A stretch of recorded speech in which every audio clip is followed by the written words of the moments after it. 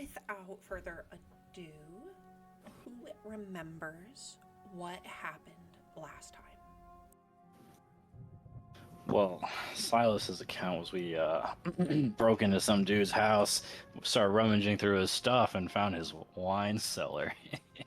uh, but no, what really happened was we went into Dr. Verger's house, investigating at least his disappearance, starting at the very very basic, which would be his house, and we're going room to room and finding notes, his research notes, and it showed that he has been taking what's it called, some of the townsfolk by, I guess, force, to research this illness stuff and the clean air and all that stuff. And as he's researching, it's very strange and esoteric what we're picking up, and that there's a weird like vine that or in a creature thing that's going inside their lungs and growing out, and then it's turning the people crazy and making them go to the woods, like almost if that's their home. Like, I got to return to the woods. And it was very creepy. And we went around room to room, just finding all these clues.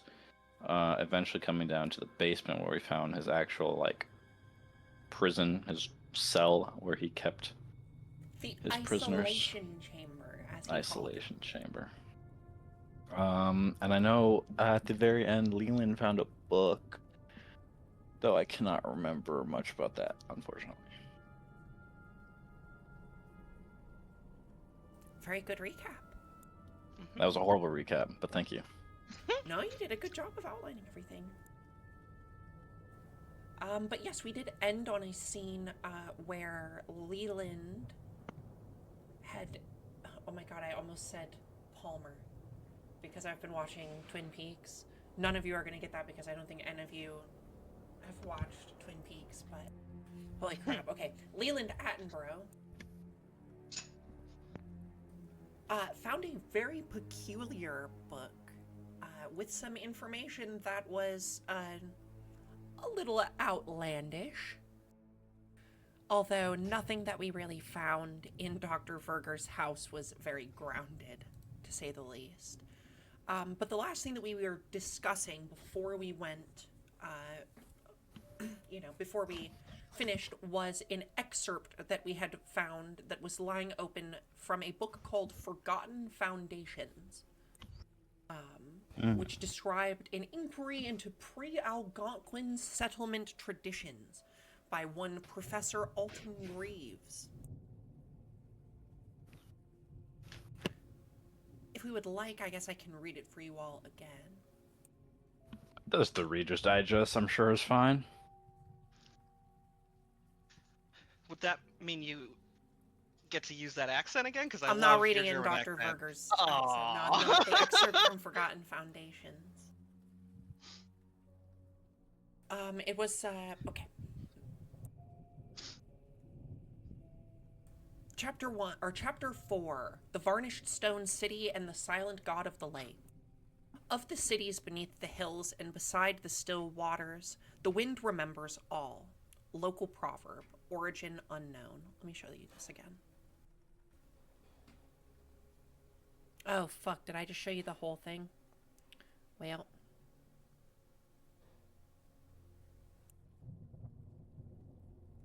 We also found a strange symbol. Yeah, we thought it looked like a worm or a parasite or a shrimp. One of them scrimps with legs on it, you know. Among the more troubling legends recorded in the old countries, where the mountains crowd thick and the lakes are as deep as memory, is the tale of a lost settlement of a peculiar character and unknown origin. Though often dismissed as mere folk tale or the delusions of early surveyors, consistent patterns in oral tradition and certain archaeological anomalies suggest a more complex prehistory than the accepted colonial narrative allows. Sorry, I gotta do my vocal warm-ups. Holy shit. According to a tale transcribed from a series of bark scrolls held at the Ashcroft Lodge collection, provenance uncertain. A tribe of shepherding peoples markedly advanced in trade and stonework came to a river-fled plain sometime in the immeasurable past. There, they established 3 cities of some refinement and learning, whose names survive only in fragment: Thra, Larnek, and Kadatheron.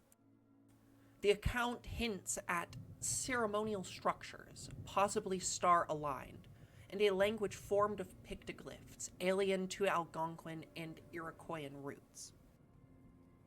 Driven by ambition of spiritual visions, a portion of these settlers moved to an island on the shores of a large silent lake, tucked within rugged hills.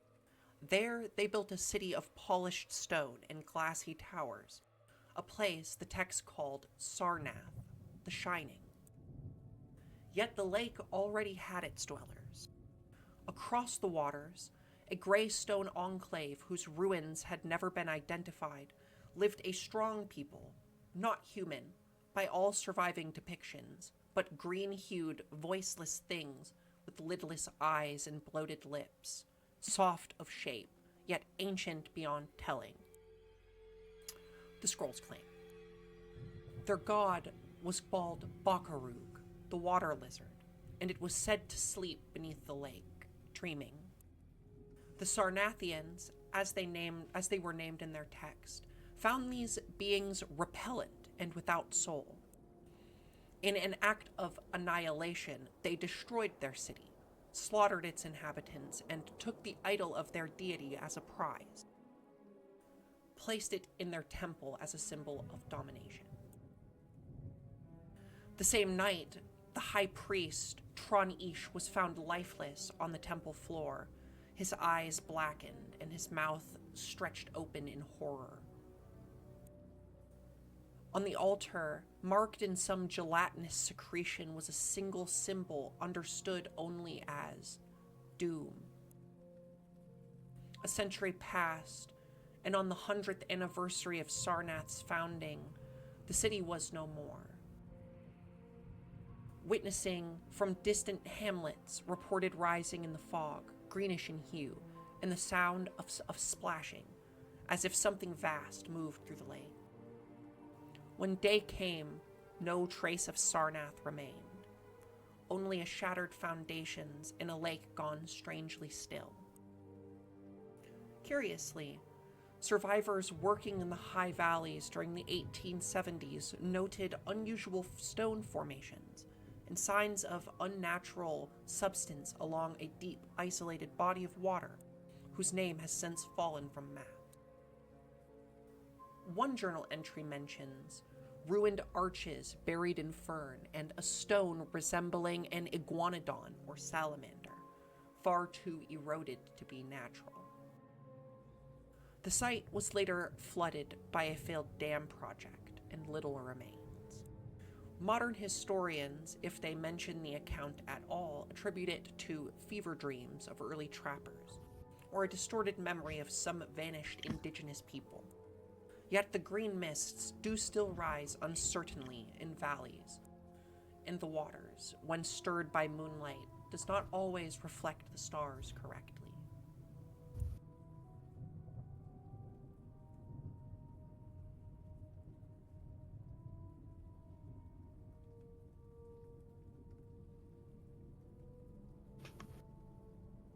Well, all right. Well, let me get my notes up here.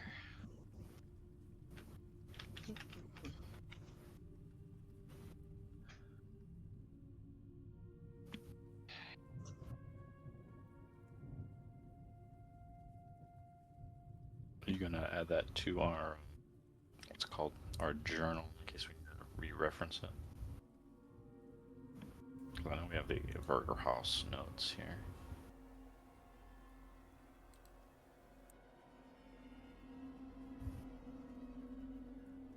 Can you see it now? In the journal? No.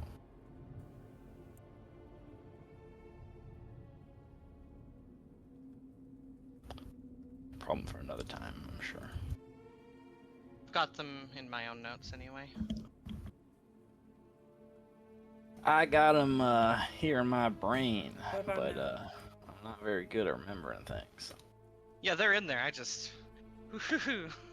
The librarian retired, so... No, I don't see it. We It's come fine, back it's to this scene with us all kind of standing here. The day is getting towards the end. It's around 6 p.m. This storm that's been overhead since you guys arrived is still pouring down on everything outside. You can hear the distant thunder rumbling every now and again and the crack of lightning that illuminates things as it's getting a little later in the day, but you still have maybe another hour or two of real daylight before it's, actually pitch black.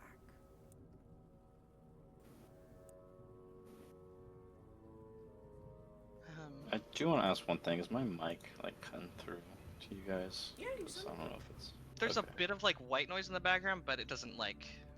I feel like I can still understand you pretty well, so... Okay. Yeah. Okay. Alright, thanks. Alright, anyway. Well, fellas, where do you reckon we should go? It is approaching nighttime. I haven't really been looking outside watch the sun since we are down in the basement. It's been a few hours since we arrived. Well, I must say, if going by that little journal passage is anything to indicate, would it be wise just to rule it out, to look around and see if we see any ancient stone structures around the lake somewhere? Just to rule out that ridiculous line of reasoning of green eyeless monsters living. Well, I don't know if you've read a map lately, but we're in New York, not Sarnath. I don't even know where that is, so I reckon we'll be fine. Well, I mean, if it was a long time ago, it could be ruins by now that have been built over or lost in the woods around here. I mean, these woods are so dense. Mr. Silas, you do realize that your country, this United States of America, as you call it, has only existed for a very short period of time since my forefathers decided to colonize this land. I reckon you may be right. But I figured a place, well known as Sarnath might be on a map, Is it well known? Or maybe not well known, but important. I mean, there's many important places that have been lost to time. I mean, I think logically it makes sense that it wouldn't have been lost, but we still don't know where the Library of Alexandria really was. And that was incredibly important. The information that Mr. Leland just lovingly read for us did indicate Algonquin and I believe Iroquoian connections, which would, I believe, according to my occult research on the area, what should I roll for that actually? Why don't you make me a... Let's see, what would this be? History check. Well, shit. Okay. That's terrible.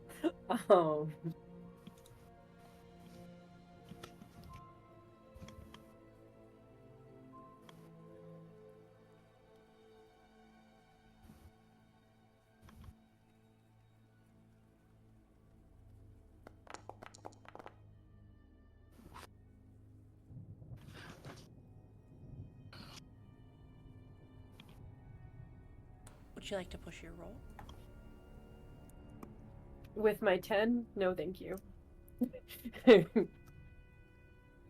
It's always hard when you have really intimate information on a topic that your character does not. Yeah. Could Marion do a history roll on that since she's in the conversation? Sure. Why don't you make me a history check? Okay. How about a 3? And Sylvia, I'll say, why don't you make me an occult roll? That's so much better for me. I would love to do that. To see if any of these names kind of catch your knowledge in that area. But Marion, yeah, you do know this, that this book was describing an area quite like this, if not the Adirondack Mountains, a similar mountain range, because those are the native peoples who were in the area at the time. Okay. Or at least, those are their whitewashed names. They have real ones. Yeah. Yeah, it's not actually Iroquois. Actually means snake in the grass. They're actually supposed to be the Haudenosaunee, which is the name of like the organization of various tribes. Yeah, that But one. that Iroquois is actually incredibly offensive. I'm actually a Ojibwe, so Sorry. I'm Cree Oh, very cool. and Métis. Ojibwe. Métis, both technically. Métis is technically already both, but Very cool. Also, I think it's funny that our history and occult scores are exact opposites. 5 and 60. So I will say that with the occult roll, you have heard of this place called Sarnath before. You've heard it in your occult texts.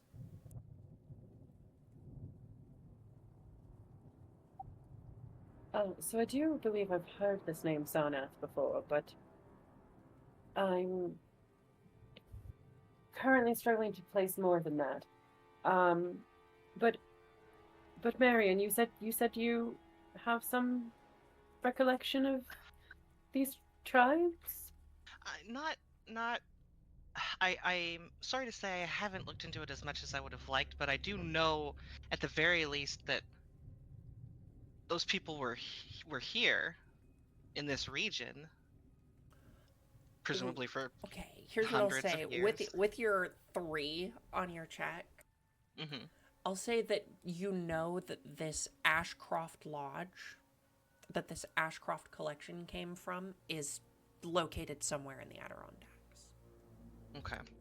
This is definitely in the Adirondacks. Obviously, that's not narrowing it down the most, but I mean, we are in the Adirondacks. It stands to reason that if this connection, you know, has brought us here to the Adirondacks, that it could be nearby. Should we maybe check out this giant lake that we're situated right next to then, and just for shits and giggles, as I think is the American expression. I've been trying to keep up with Americanisms. Did the book not say there's something giant sleeping at the bottom of a lake and you want to go out in the water? Do you believe in that now?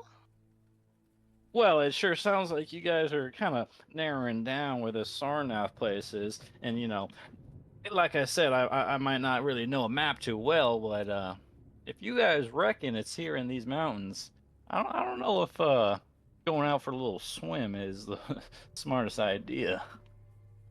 I wasn't suggesting that we go for a swim in the water. It actually looks quite fetid to me.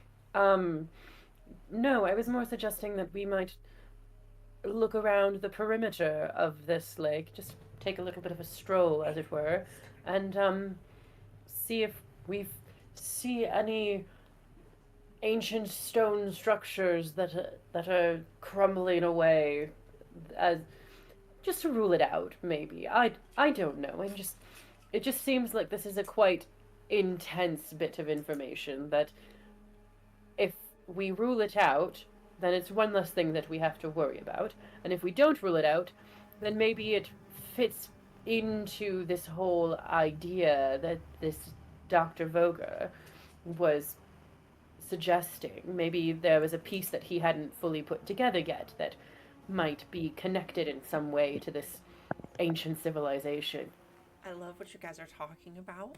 As you are having this discussion, I'll say that Satch, since you are the closest to the exit, I'll say you're the one who hears this most clearly, but all of you can kind of hear as there is actually a knock at the front door upstairs.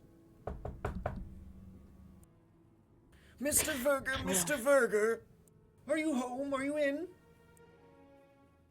Do the locals not know that he's missing? Maybe we ought to answer the door and, pretend like Mr. Berger is sick in his room or something, and we're taking after him.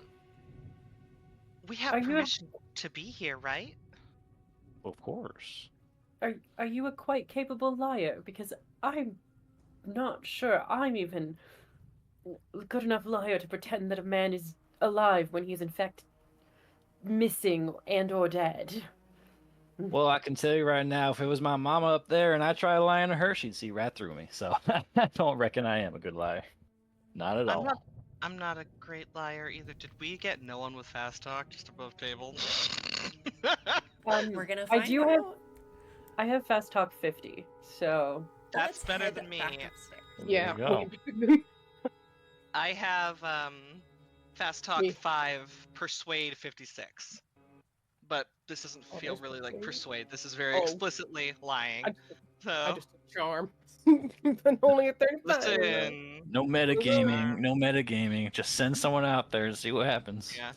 I mean, I do feel like our little blondie here is the charming one. Yeah. In terms of that.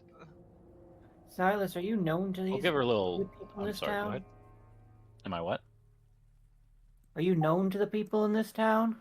Only to a few. I mostly hung out at the hostel and over by the lake, so I reckon, there might be a face or two I could recognize, but, I'm not chummy with the whole town, that's for sure. Population is, remind me again, DM? Oh, I hope you don't mind, madam, that the door was open. I was just having a look around. Is Dr. Verger in? At the front door is this quite elderly gentleman in a brown suit with a nice red necktie, a pretty thick mustache. His hair is nicely done, though you can tell it's covering a pretty big bald spot on the top of his head. You guys did leave the doors open, so Yes, we did. I regret to inform you, sir, that I myself was. You should close this up. The rain's going to get in. Are you? Do you mind? He kind of bows. May I? You're more than welcome to close the door. He kind of moves in and pulls the front door shut. You can see he actually lifts the bottom of his feet up, and you can see that the front door, like the carpet here, is absolutely soaked. Like you guys have left this front door open, and the full front of a storm has been raining into this muck room for about 3 hours now. It was drizzling when we showed up, I'm sure. I didn't realize we needed to actually state we were closing the doors like this. I just assumed that it was a thing, so that's on me. You know what they say about assuming. Mm-hmm. Bunch of asses everywhere. I'm sorry, sir. So, myself and my companions, we were also coming into this town to visit with Mr. Voker. And we had been instructed that this was his home, and that, as you see, the doors were left open when we arrived. But we haven't been able to ascertain Mr. Voker's whereabouts whatsoever. He doesn't seem to be at home, and no one else has seen him in town. Since you are lying. Okay. I guess I can't be charming. He says, Charming. you're friends of Dr. Verger, then?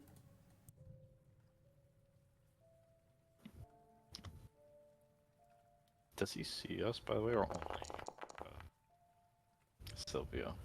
If you would like to make stealth rolls, then you can make some stealth rolls. I did get a 17. That was very lucky. Oh, yes, so then, I came by this morning to ascertain the whereabouts of a book, and And that book. the doors were closed. Dr. Verger, as I'm told, has been out of town for a few weeks now. I merely saw the door was open and was stopping in. I work at the Athenaeum Club. He's got some overdue books. Oh, I'm terribly sorry to hear that we've both missed Dr. Voga. I wouldn't know anything. I You wouldn't can know see anything that he about. kind of eyes you up a little bit, and like, he could see you, but he doesn't seem to mind that you're looking after him. I wouldn't know about any books of his. But I wouldn't feel right letting you like wander about his library, as it were, as it's not my home. I myself was just stopping in, and I hadn't been told that he is out of town. Um, shall we both, I guess, head out? With me and my companions, we had found the home lacking Mr. Voga, and we were about to head out ourselves. I would love to hear more about this.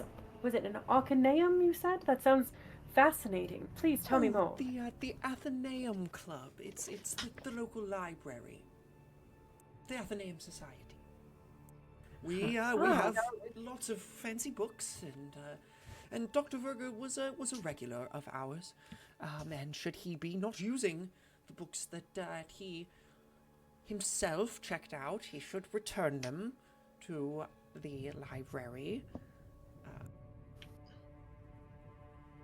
Obviously, I can't speak on behalf of Mr. Voga because I wouldn't even know where in this vast house he would even keep all of his books. But I guess since we are both like I said, unable to meet with Mr. Voga today, I would love to accompany you to see this wonderful library of the town. I find myself quite interested in what kind of wonderful literature might be uniquely found in this area. Is there anything about the local area do you guys specialize in? Like local history and things? The acceptance to some of our more refined collections are reserved for, members of the society, the club. But our general library is open to the public. You could come by any time, and he sort of checks his pocket watch. We are closed for the evening, though. 6 p.m. Oh, that's a shame to hear. I was quite 6 a.m. excited. to 6 p.m. Ah, thank you. That I will definitely add that to my list of to see while I'm in the area. Now, is in order to join the more exclusive side of the library, does it require like a Well, not so substantial you must fee? know a Or member to become a member. Kind of shakes his well, I do believe we've just become associated.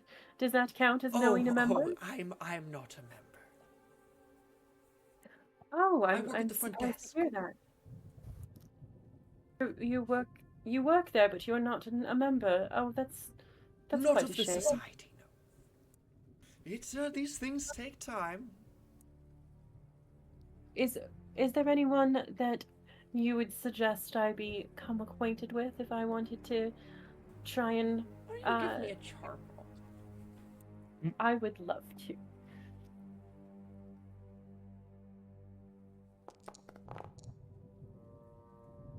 Ah, Well, the Sad last new face. member seems to have left town 3 weeks ago, so... And you're going through his house. Oh.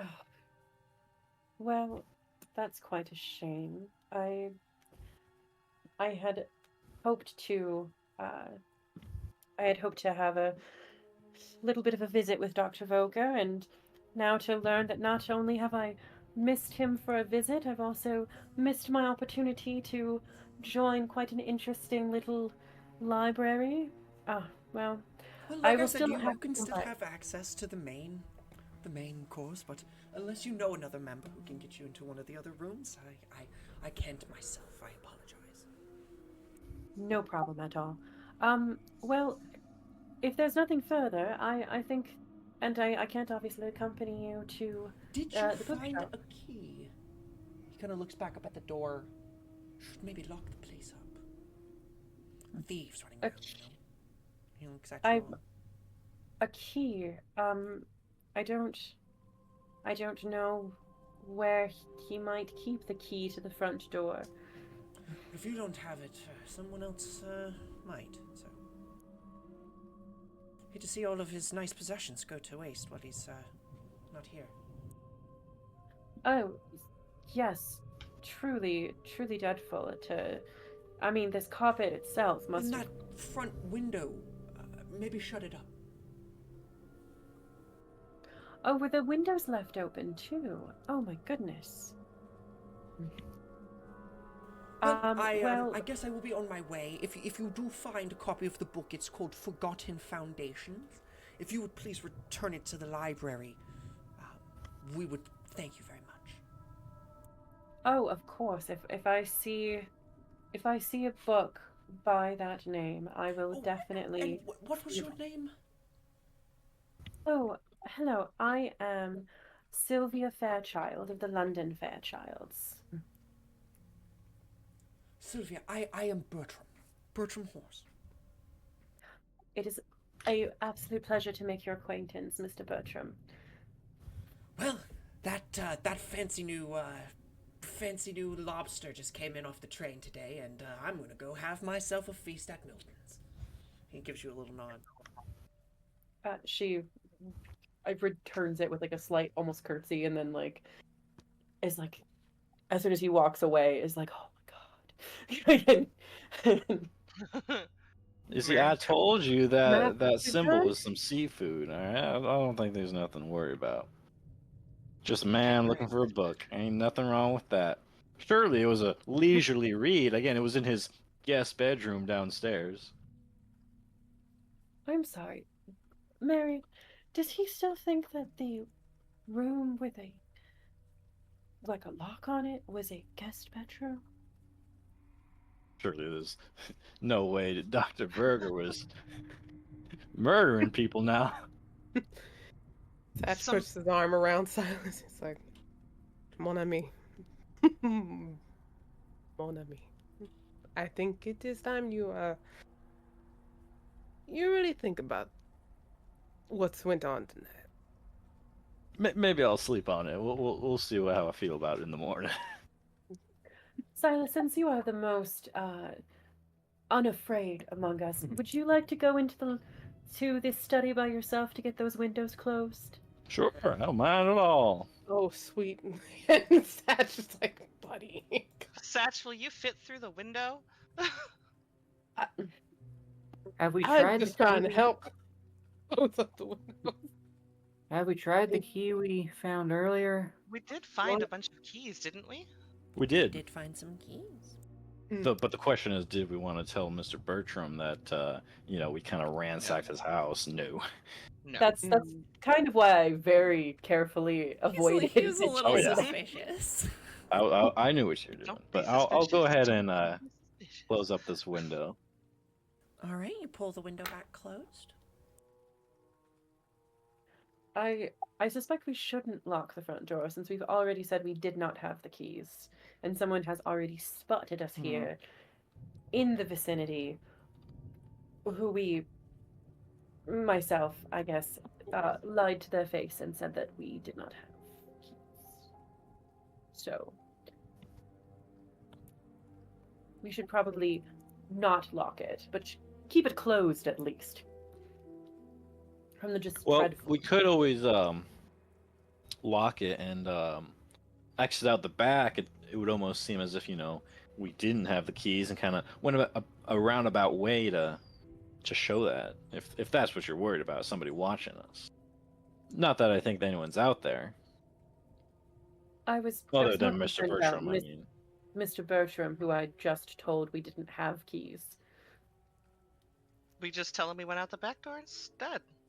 Yeah, that's That's what reasonable. I'm getting at. So, storyteller, is this a kind of door that you could lock without having a key, though? Yeah, Or is it like it had a bit of a there was like a board that you could place in front of it to secure the door. It was boarded, yeah. Okay, so we could theoretically like board it and then leave out the back. Okay, that might be more, but we shouldn't lock the back door either. Then, though. Yeah, we wouldn't can't wanna- probably with that one. Yeah. We wouldn't Well- want to. Sorry, go ahead. I was just gonna say we wouldn't want to like make it seem like we had keys that we could lock with. Yeah. We quote unquote can't lock the back door. Exactly. Well, if we're putting up appearances, I reckon that's the best course of action. Mm-hmm. Sounds good. Let's go back through the creepy and terrifying kitchen. And then I guess we will, and make sure to say, we will close the front door and board it. Yes, we do that. Just so it's all Um, clear. Fair enough. I feel as though there's probably some merit to trying to speak to the locals. Perhaps at the tavern, it seems like there might be, I mean, I don't want to say a conspiracy, but when it involves a group of people, I think that is probably the most accurate word. So perhaps we should take some time to Get to know the speak to some locals, I people. agree, yeah. I reckon that's a good idea. See what they know about this disappearing into the woods, going back home, children situation. She's reading her notebook as she's probably almost bumps into a few things as she walks. So is that a no on walking around the lake, or do we want to just do that at the beginning of the day tomorrow when it's daylight? I think daylight. The woods can get so intensely dark at night. Wouldn't want to accidentally trip and fall in the stream. No. I reckon daylight is the best time to do anything. We're in agreement. So would we be going into Thrombey Village then, or would we be staying in this kind of like market, like street area? So I feel like Thrombey the Village, the whole thing is like a sanitarium. It's where sick people stay. Yeah. Across the water. Okay, so that's like the leper colony essentially. It's a medical facility basically. Yeah. But so we'd be going to probably the bistro or the ale house, I would think. Probably, yeah. The bistro has food. The ale house has food. And I am Or starving, for the so two I of you reckon... ladies who are staying at the Pleasant Lake Hotel, dinner is included with your stay at the restaurant at the Pleasant Lake Hotel. I mean, I myself, and I'm sure Marion, you might agree, I think that the hotel might have better food to offer if we wanted to wait to eat until we were able to get back to the hotel. Or we might be able to rub elbows with a slightly different clientele if we wanted to, say, I don't know, split up and the more rough and tumble of our group go try and interview people in the tavern, and lovely ladies try and get some information out of the more high society of the area, as it were. Well, if I overheard correctly, Mr. Bertram said that they were serving lobster, and I reckon that'd be a fine dinner. You should not want to miss out on that. Was that at the Milton's Bistro? No, I they thought it was serve at they the- serve dinner straight up at the hotel. Like there's a little small restaurant at the hotel where you can eat. And that's where they're serving lobster, right? At the hotel, No, they're right? serving a lobster at Milton's Bistro. Oh, I got that. Milton's around. Bistro is like a pretty nice place to eat. Mm. The ale house would probably be the more. Yeah, that's where you're gonna go, and you're gonna eat whatever they give you. Yeah. Well, I wouldn't mind seeing what the working man up here knows at the ale house. I don't know if don't know how interested I am in a stuffy bistro or whatever they call it. I reckon Thank Leland's you right. so I might much for go down to the everything, ale Colin. house with him. That sounds like the perfect place for the both of you. the subtle like, yes, I think that's best. I shan't take offense from that, but you're on thin ice.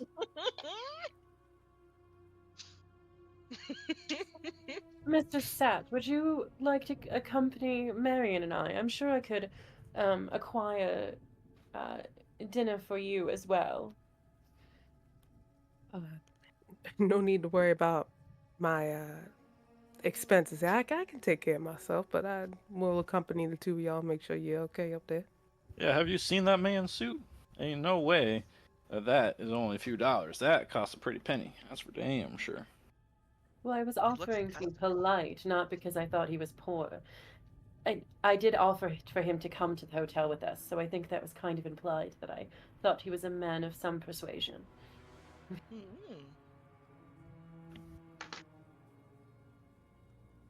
I like how that's a second subtle dig at Silas's not. That one I kind of missed, not gonna lie. I missed that one IRL. What does that say about me? Nothing at all. Well, Well, I Mr. think- Satch, if you want to go high and mighty with them over at the hotel, I don't mind. I'll go get me an ale with my buddy Leland. I kind of slap his Listen. back. You know?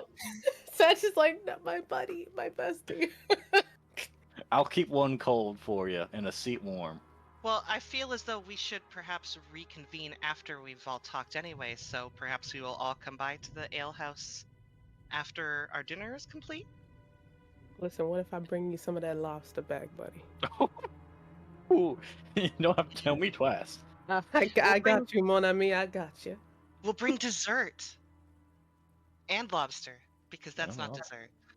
It is Well, not dessert. I don't think I've ever been to an ale like a nice local ale house, as it were. I think that might be quite an interesting experience. They're quite lively. Hmm. Oh, okay.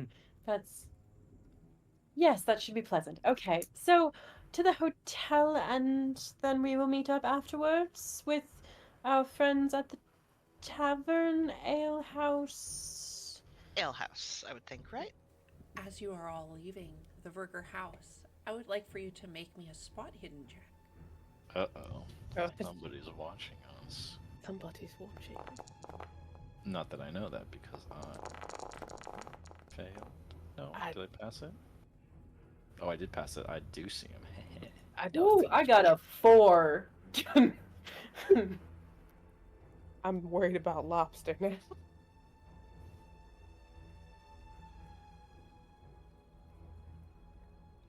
That is a spicy 4. Silas, Leland, you both see as a woman is just at the well here, not too far from Dr. Verger's house, just tending about the well, lowering a bucket to bring up some water. Sylvia, though, you spot out of the corner of your eye, over by the road, just peeking his head out and watching you all leave, is Bertram Horace.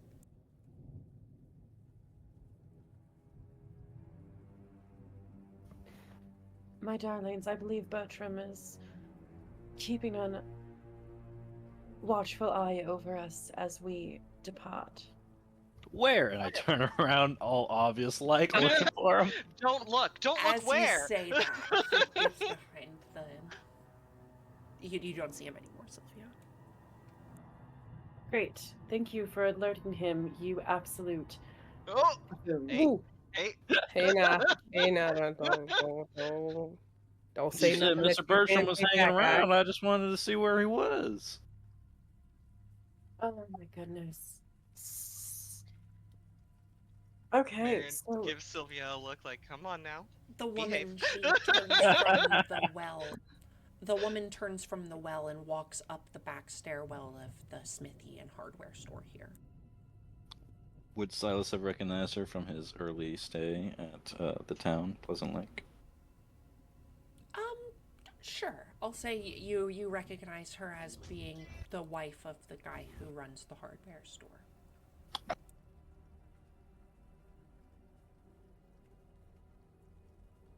well, Do I I know for her one name? You would not know her name. Okay, go ahead. Sorry to cut you off. That's okay. Well, I for one am so delighted to be able to go to the hotel and part ways for just a little while. You don't enjoy my company, ma'am? I enjoy it as far as I could throw you.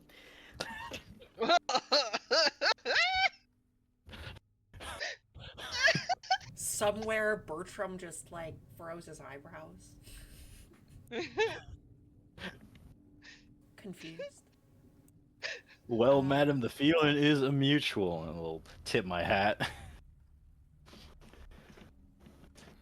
But alas, I think it's time we go to this here ale house.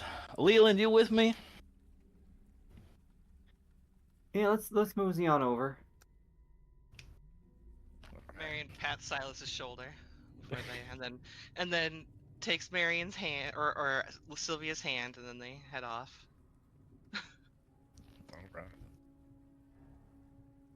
All right, so the three of you are going to Milton's, or are you going to the hotel?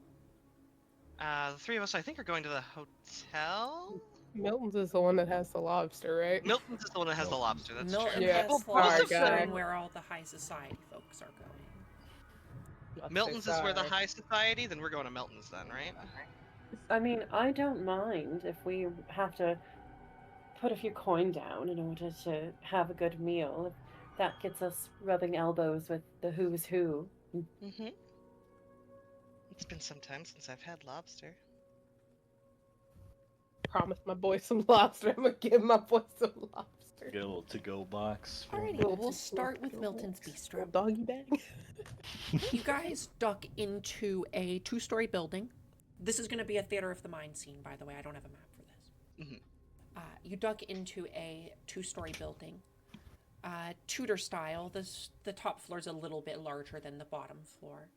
You can tell that before this was a hotel, or before it was a restaurant, it was probably like a house or something. Somebody probably lived here, and this was converted into restaurant space.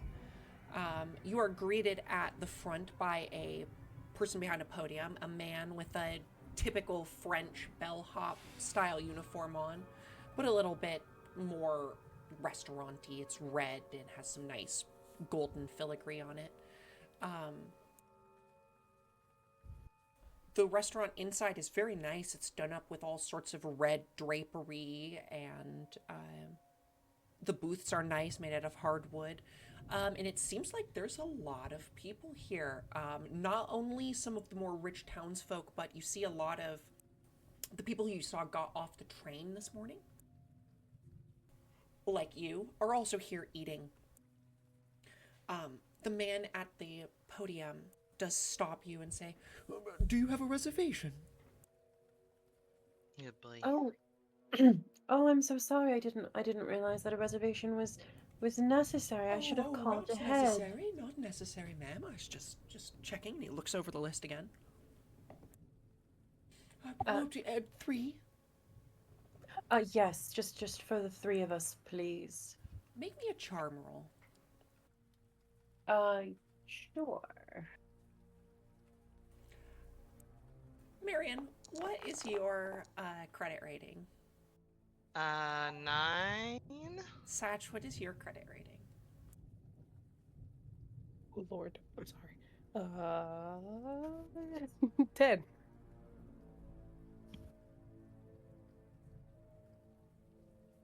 My credit rating is 50, if that helps. The guy Jesus kind of, Christ. he looks to all of to the two of you, Marion, and to Satch, and then looks at you, Sylvia, and says, I do hope we'll have a pleasant evening together.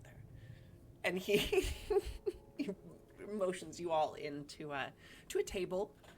He sits you at an actual table, not a booth. You are in the center of things with people kind of all around you at the different tables dining.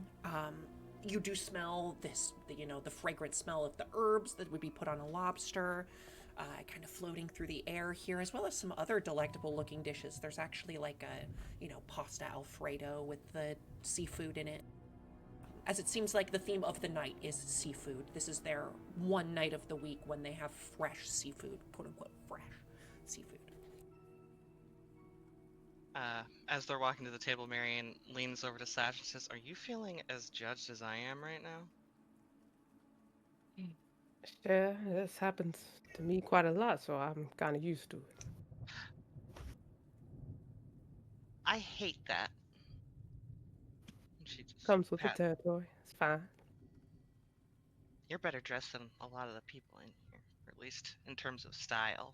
So I think he needs to get his head out of his butt. He takes off his flat cap and kind of gives like a little bit of a exaggerated bow. Well, thank you. Right here, ladies and sir, and he gestures to the chair. Chairs, sir. He pulls them out for the ladies. Thank you so much.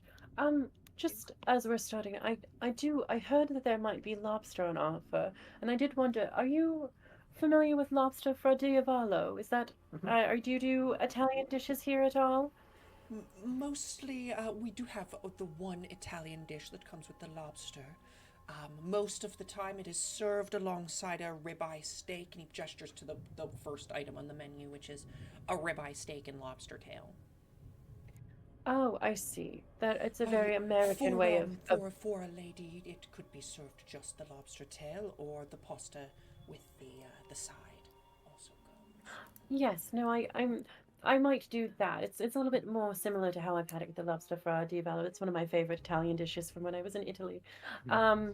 So I do think I will go with that. And can we go ahead and order?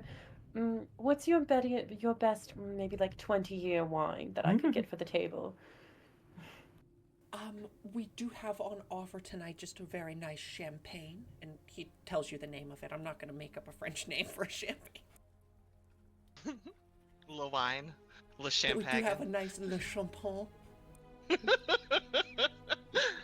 All right. Well, if that's what you have on offer, that will have to We could pull up do. a nice red, but the red that we have is only about a 5-year vintage. Well, if the champagne is of a better vint, I would much prefer that. I do want to spoil my friends a little bit, as it were. And he just nods his head and goes. What would the rest of you like to eat? There are some other things on the menu too. There's like other small pasta dishes and what tapas, basically like French finger foods, that kind of thing. Listen, I feel like my girl. I feel like there's a moment of the two of them kind of looking at each other like, this place is expensive. And she'd probably just order like whatever the cheapest The menu entree does is. not have prices. Oh no! She would probably try to order something cheap and then accidentally order something expensive. That's just going straight up surf and turf. He's like, a ribeye and fucking lobster tail. Yeah. The top option is the most popular one. It's the ribeye and lobster tail with, a side of something green, broccoli and greens or something. Oh yeah, that sounds just like him. Mm-hmm. And then for you, Miss, anything? Miss Willards, I guess. Yeah. He doesn't know your name. Just the chicken. And he gives you guys a nod and goes away. So I wrote in the chat. I wrote in the chat. I don't know if it was seen though. So Sylvia is attempting to make quite a show of being quite well-to-do and like a high society spender, just to try and see if she can get the attention of anyone that might be around that might be someone of note that's Go ahead here and for the make me a evening. spot hidden check. I will happily do that. The rest of you can do this as well, or I'll also accept eavesdrop. I'm definitely gonna spot hidden.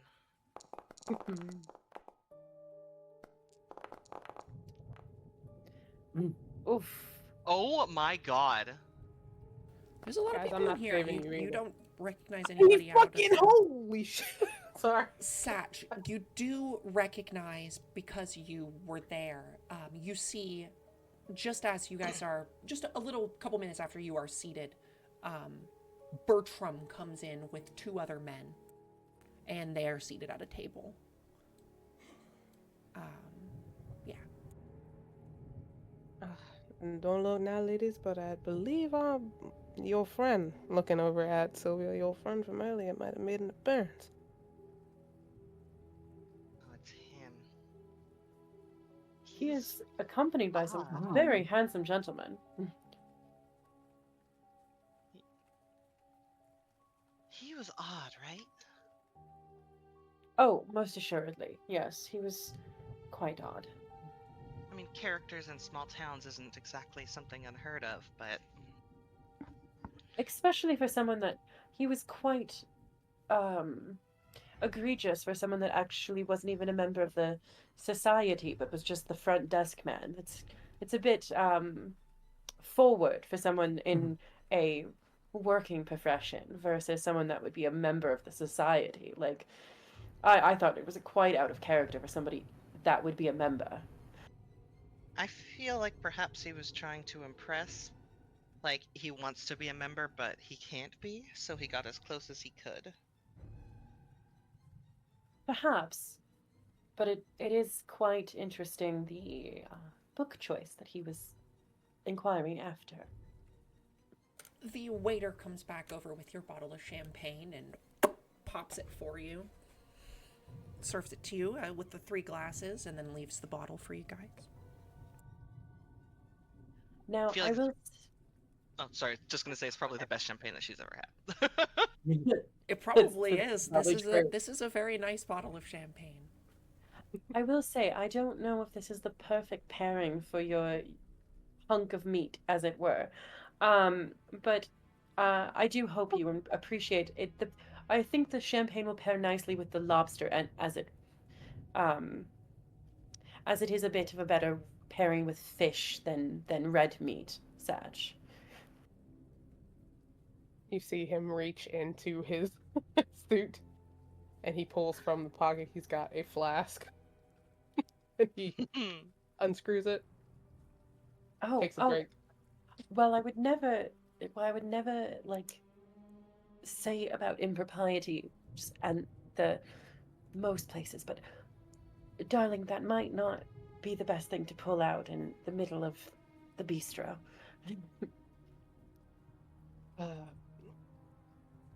Shit, listen, I come from the deep south. I own a speakeasy of my own. It's called the Brass Note, and while that champagne might be probably the best damn champagne I'll probably ever have in my life, after the night we've had, I think this hard liquor gonna sit just right. And I'm sure you are correct. I just don't want us to get thrown out before we've had a chance to do anything here. Is anyone watching us? Yeah, is right anyone now? watching him as he? Yeah. He's like, okay. You see there's a couple of people who are maybe looking around at other people occasionally, but none of them are specifically lingering on you. I think so far we're all right. After all, I'm probably a nobody to these people, and that's fine with me. Sometimes I'll offer you blending in. some later if you're too scared to have a drink now. Oh, I would very much enjoy that. Although I do have some lovely absinthe on me still. I do wonder should we go say hello to Mr. Bertram and his associates? Or would that be crass? I, I mean, Why don't we send him a bottle of champagne? You see him smirk wide at that. Oh, that's a lovely idea. it might encourage them to come approach us, which could be to our benefit. Not that I want to Um, speak on your pocketbook or anything. Saj, could you try and flag down the waiter? It would be indelicate for me as a lady to do so, but you are a gentleman, so He tries to flag down the waiter and tries his best not to be like, Oh, yes. What can I do for yo, you, wait. sir? More champagne, and he looks at the bottle. would we be able to send a bottle over to Mr. Bertram's table? He was incredibly lovely and welcoming to us in the village today, and I just wanted to give a little thank you as it Oh, stands. certainly. I can put it on the check for you. Thank you ever so kindly. All right. It takes a minute for the waiter to go back into the kitchen to get the bottle, but eventually he does bring it over to Dr. Bertram's, or not Dr. Bertram, to Bertram Horse's table and sets it down. And you can see there's a look of surprise on the faces of the men before the waiter points over to your table. When she notices the point, she just gives she kind of leans all soft and feminine, and just gives a little finger wiggle and a little smile. So this guy. Well, I'm going to give me a charm roll. Yeah, I want to see some charm. Let me see some feminine guile. I just got it. Oh! Yeah, you kind of go to wrap your hair around your finger a little bit and it gets stuck for just a second. But not so much that it But not so ruins. much that it ruins Yeah. the moment. This guy does kind of look over at you and smiles and just gives you a little from the heart gesture, the thank you. And then Bertram Horse is also like, oh, thank you, thank you, thank you. This guy wants nothing to do with it. He doesn't look like he cares. He's not drinking. Which one of them? Ah, he This looks like guy. somebody who wouldn't drink. Well, he sure smoked though. Let's see. I mean, this is what the people smoke in restaurants back in this time. It would be weirder if we all didn't smoke. People do smoke in restaurants. I feel like Are they Marion smoking in probably here? There's a lights couple up. people smoking Yeah. in here. Are they? Oh my god, Satch pulls out another thing from the other pocket. Like a Yeah, fucking there's cigar. there's even an ashtray on your table. Oh my god, this is the best day of his life. He just fucking. Little candle that you can light your thing. Oh. Marion would want to light up as well. Yeah. Mm-hmm. As you and Satch both smoke, you do notice that Sylvia just kind of coughs a little bit and tries to lean her face away. She's never been the most healthy of individuals, and so does not partake in the cigarettes. Should we put this out? Yeah, if he sees you coughing, he'll fucking blow the smoke away, to the side. Be like, Oh no, I would never impugn upon another. That I wouldn't want to say that you weren't allowed to smoke at the table. It's completely within etiquette. I just have a very weak disposition, as it were. I mean, we can smoke although I suspect there's a good chance that the tavern might be even worse later. Satch takes one more deep inhale, and then he just blows the smoke, but snuffs out the bottom part of the cigar, even though he's like, fuck. Like, well, fuck it. Your waiter comes back and serves you all three your food. And with that, let's head over to the alehouse.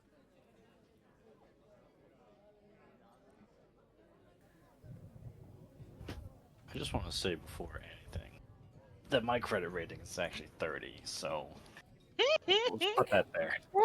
Okay, put that there. Love it. None of us could tell by looking. That is correct. That is correct. All right, Leland, let's get ourselves a seat over here at the bar. How about that? Or would you rather prefer a table? No, I'm definitely interested in sitting amongst the hoi polloi and just getting a sense of what the talk of the town is. All right, first round's on me then. Is there an open seat at the bar? There is. You hang on just 1 second. Sure. Oh, she's actually trying to not for this find- one. I'm trying to find alehouse ambiance that's not fantasy. Ah, of course. Yeah, I hear the clattering of forks and knives right now.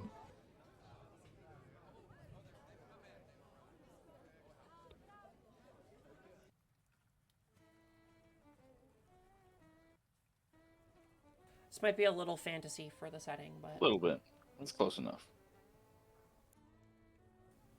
we'll say that there is actually a band playing up on a small stage, some backwoods kind of country type of music with a fiddle and a banjo and some things. If only I could play music. You enter into this rather large alehouse. It is 2 stories, but it's like an open concept. There's a like a balcony that wraps around the top part, which is where there's a lot of people eating. And then down on the bottom floor, there's a lot of more people who are just like drinking and having a good old time. It's a little after 6 at this point, so everybody's off work. You see a lot of men with their faces stained black with soot from the mines. You see a lot of people who you swear you can see a fine dusting of sawdust over, as they probably work at the sawmill. Leland just starts like trying to sneak a few photos here and there for his compendium on the working man in America.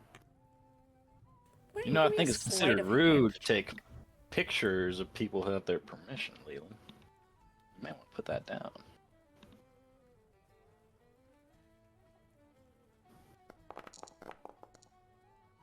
Oh, jeez. There Alright, are some people we're who getting a bar fight. pretty visibly see you with your camera and start to look at you pretty weird. But the barkeep does kind of gesture you over as you walk in, seeing that you guys seem a little out of place, but he probably knows Silas because you've probably been here before. I'm sure I have. Mr. LeBeau, how are ya?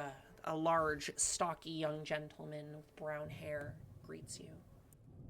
Oh, I'm doing quite alright, Mr. His name is Tim. Tim? Tim. His name's Tim. Tim. Mr. Tim, how are you doing this fine evening? Oh, I'm great. I've always love a good Friday night rush. Well, what do you got on draft? How about we start there? Same shit. That's what I'll have. He Serve 'em up. Serves you up a couple of nice tankards of beer. And as far as food goes, you got something cooking back. They're actually God, what is it called when you put the fucking hot beer poker in the mug? Oh man, hang on. I don't know what you're referencing.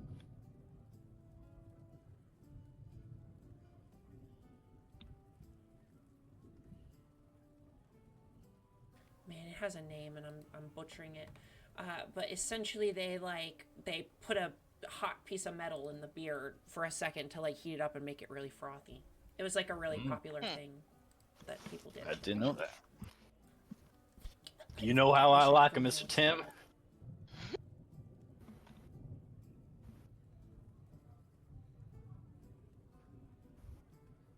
Yeah. Anyway, he serves you guys up some nice hot ale, and there is some food. It's like stew and cut potatoes, basically. The old perpetual soup. Mm-hmm. It's a nice venison stew Oh, with you love me some with venison. with a side of just like essentially French fries, like cut potato wedges. For sure. It is nothing fancy, but it is warm, and the people around you are scarfing this shit down. As would I be. I'm not very picky when it comes to meals, though I do like lobster, don't get me wrong. I'll take venison. I was gonna say the venison soup sounds better than what we had. And a hell of a lot cheaper, too. I bet you those 3 over there at the bistro are probably digging through their pockets to find extra loose change. They don't know what they're missing. An honest meal. Ain't that the truth, Mr. Leland? Ain't that the truth? Do I notice anyone in the ale house that might be poking out a little bit, Other than obviously because you said you got the workers. But is there anyone that Spot hidden check. looks like they don't? Oof, nope. Can't see past this beer. Seems like it. Everybody seems pretty normal.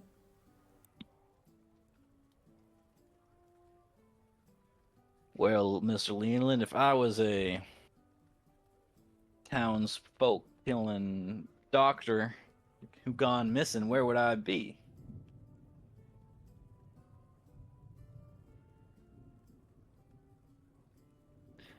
But the doctor, didn't he say he ran off in the woods?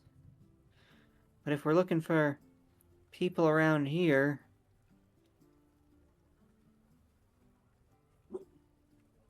is there maybe see if anyone's drawn a crowd in particular, getting a lot of attention? Silas looked around and didn't see anybody, but you're welcome to make a spot hidden check if you'd like.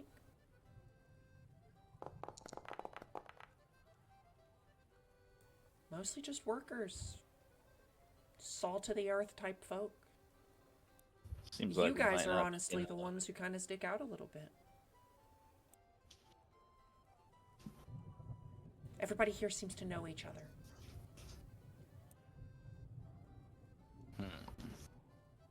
This might be a tough spot. Can I do a listen check and see if I'm picking up anything of interest, Sure, either do about listen. the doctor or the environs or something?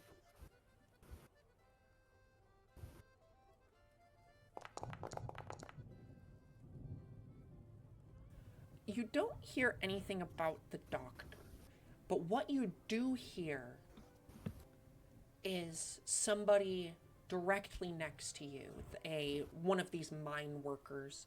He's still got his helmet atop his head, as he's putting back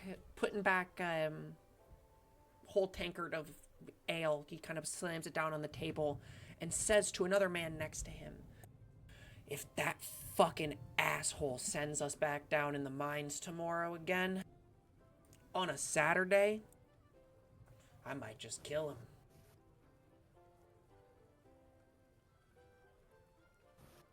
Yeah, I know, Chet. I know, brother. He just kind of pats him on the back. I guess I have to intervene, right? Do I have to? I don't think you have to. That's a tough bargain, eh?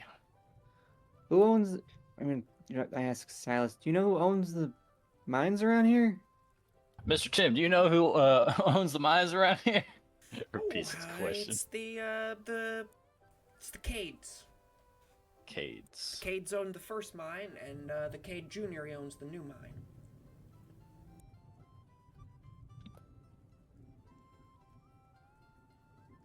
Industrious I guess man, I'll- Mr. Cade. Mining and logging company. I've had a house like his. I guess I'll turn to the gentleman right next to us. You gentlemen, I heard you talking about mining. I mean, clearly you are miners with the get up and all, but tell me more. What's that like? Shit. These two kind of look at you. Why don't you make me a charm roll? A good charm. No, not good enough. Nice. It's a First nice of the shit day. job, they both say, almost in unison. I'm here to document the condition of the working man. That's something I'm trying to do to maybe make things a little better. But it sounds like it's been real hard for you folks up here. Can I do like a persuasion check? Yeah, that would be. Wait, is there a persuade? It is. Yeah. Yeah, you can do persuasion.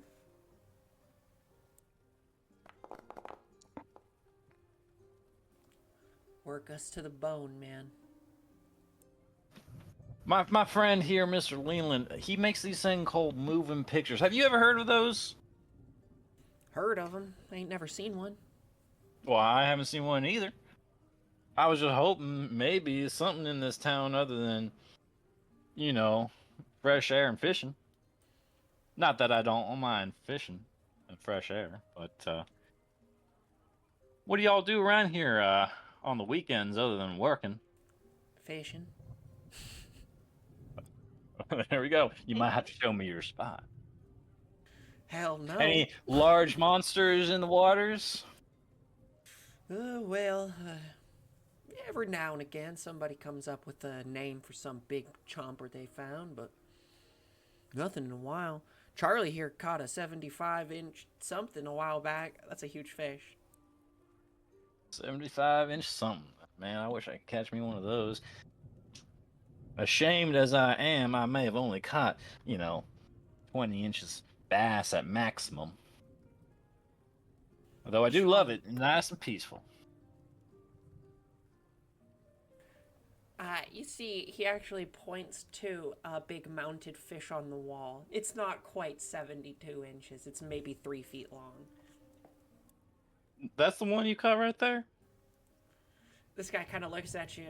Well, I think they lose something when you take all the guts out. First of all, is it a regular fish or is it like a not so regular Make a monster natural fish? world check.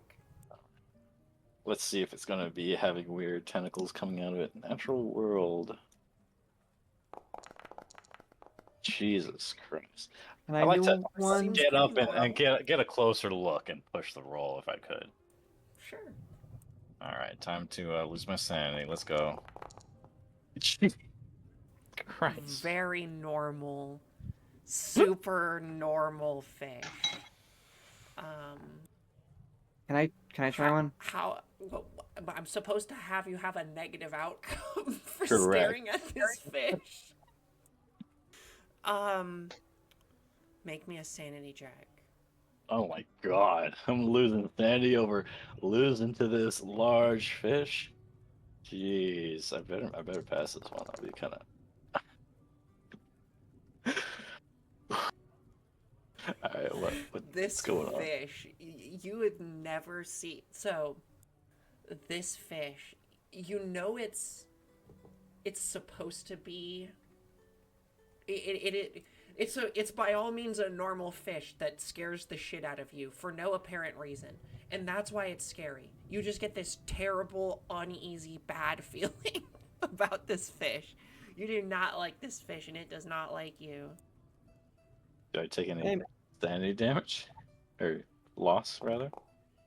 2. 2? Jeez. Hey, Oh, man, jeez, you I think that thing said- twitched. It might still be alive. When'd you You say you caught said that thing? You Had to said- be 80 or 98. You might need to check your taxidermist. He needs to do a better job. That thing almost jumped off the damn wall and attacked me, man. You need to take a trip to the sanitarium, fella. I reckon I might be going there in a few days here if I don't complete my job. That's for damn sure. What you in town for? Oh, well, I'm mostly a hunter. I like going out in the mountains, find me maybe some deer or elk or maybe even a bear. But I came here looking for a man. I wish I had the time. Working 5, maybe 6 days a week now. Say they're gonna keep the mine open on Saturdays for volunteer, but ain't nobody I know not gonna take the extra hours. Now that is just criminal.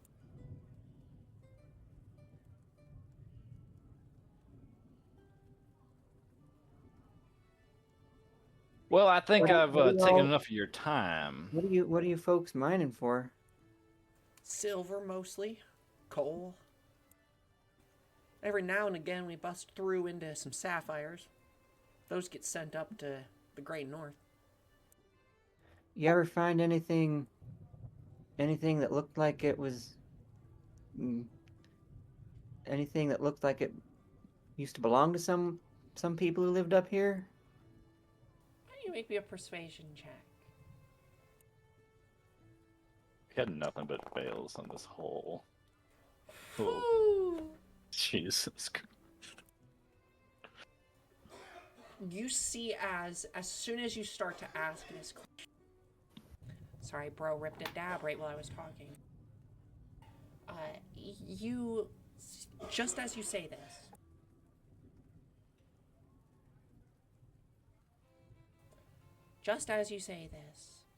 he and the other man just kind of both put their eyes down into their drink, and almost in unison again they say, "Nope." Well, can I psychology to see if they're lying? You can. Oh God, it's only a 10. Oh my God. Definitely not. Oof. Well, they look like fine fellers. We'll leave them to their drinks and their meals. How about we get back to ours, Mr. Leland? I'm sure we bothered them for quite enough time now. I reckon they don't have enough time left in the day to talk to us more than they already have. I wonder where those other 3 of our compatriots are. Are they still at that Milton's Bistro? Yeah, Doing a lot better than you guys. we That's for flash damn back sure. on over there. I lost sanity at a Yeah, bar you did, over buddy. a fish. Hey, I mean, doesn't you everybody pushed lose your sanity luck at a on the bar? fish. It's not my fault the fish was normal. Or so you say, but we'll never know. It's like that scene from Ferris Bueller's Day Off where he's like looking at does like a reverse shot of the painting he's looking at, but instead it's Silas and the fish just look like cut to Silas, cut to fish, cut to Silas, cut to fish closer up, cut to Silas, cut to like fish like right in front of the fish. Cut to Milton's Bistro, where I assume you've had a couple of minutes to eat your lobster. Yeah, so as they were finishing dinner, can Sylvia kind of make her way over to like say hello to Bertram before they're gonna head out? Yeah, if you guys want to say you're done eating dinner, then actually at the end of dinner, as the other people finish too, you can see there's kind of a moment where the 3 men sit back and start to smoke cigars, and the one guy has actually been eyeing you this entire time, Sylvia. And your eyes kind of meet for a second, and he gives you like a gesture, like for you to come over. Marion, would you like to accompany me? I suppose I'm not as charming as you, but Oh, I'm not Satch that is charming. getting his to go. Satch is ordering the lobster. Yeah, he's getting his to go. And another, just the tail to go? The surf and the turf. Appreciate you. Another one on, okay, yep. And he goes away. You see him scribbling on this check. So yeah, I think Sylvie would make her way over to the 3 gentlemen. I'm assuming it's the handsome one that's making eyes with her, as it were. I pinged Why him. do I keep saying as it were? Um, You know? well, You well, must hello be there, mister. Sylvia. This is the one that was at the house, Bertram says. Yes, I'm Sylvia Fairchild of the London Fairchilds. Excuse my friend here, he's a bit, slow. Oh, I don't mind at all. I'm familiar with the type. Friends We of actually Dr. Verger. yes, well, more like pen pals. We had I had intended to meet with him and was quite intrigued to be able to finally do so, and was quite distressed to learn that he was out of town when I arrived. Oh, how silly of me. Richard Green. And he extends his hand to maybe take yours for a moment as a greeting. She does the thing where she like offers her hand as if like she was like putting it out as if someone was gonna kiss her hand. Uh, um, He does not, but he holds your hand kind of in both of his hands for a moment and looks in your eyes, just gives you like a very formal greeting. The well, pleasure's all mine. it's absolutely lovely to make your acquaintance, Mr. Green. Now, I I've met Mr. Bertram here, but I don't think I've had the pleasure of making the acquaintance of your other fine associate. I am Richard Green, and this is my associate, Harry Lambert. We are both working members of the Athenaeum Society. Ah, so you all work for the society, but not but aren't members Oh, of the society. Harry and I are members. Oh, that's so that's lovely to hear. That's a very I was told that there's a kind of amount of clientele. What does it require to become a member? Other than I know I was told Mr. Bertram said that you must know somebody of the society. Yes, well, there is a. You must attend several meetings under the shadow of a current member, and then once that is done and you've paid your dues, which are yearly, you can become a member. Oh crap. Is These there a things member? are chosen every twice a year, though. I'm afraid we're not hosting them again until December. Sorry, one second. And Andy's computer is going insane.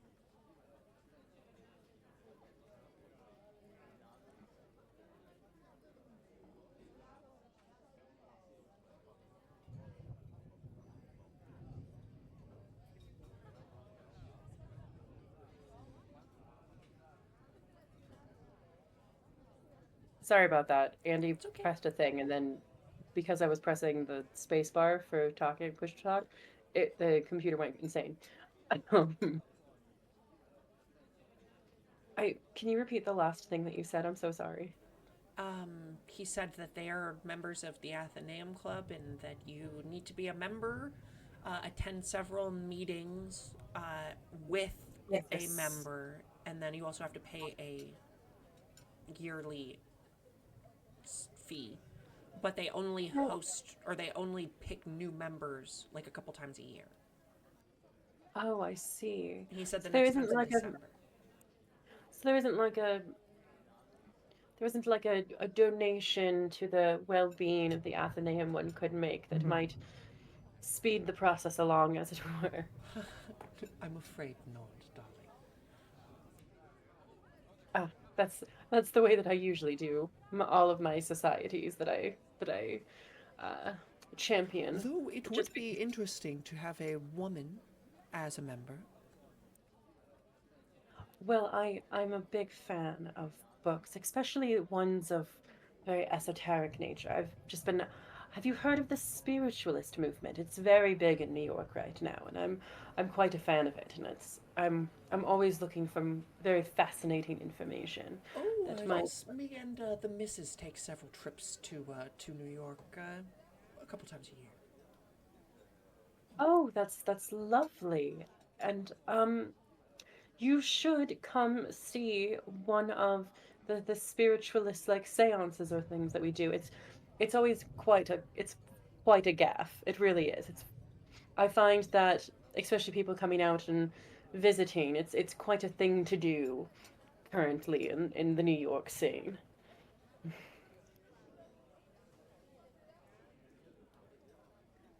Okay, so now she knows that he's married. Or wait, was that Mr. Green or was that Mr. That was Lambert? Mr. Green. Okay,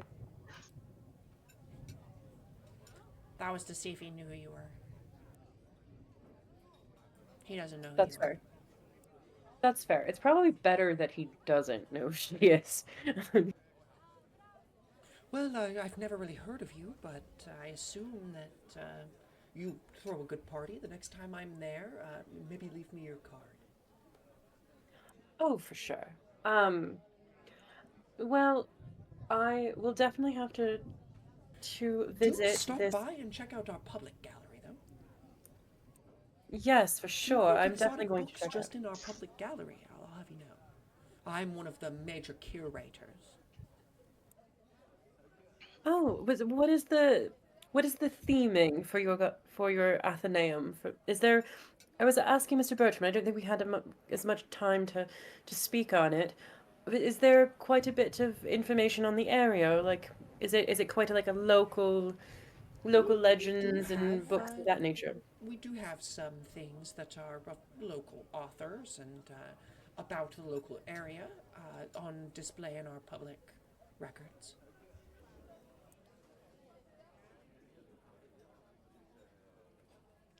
Well, But there's no I'm specific thing that we curate. Books of all types, really.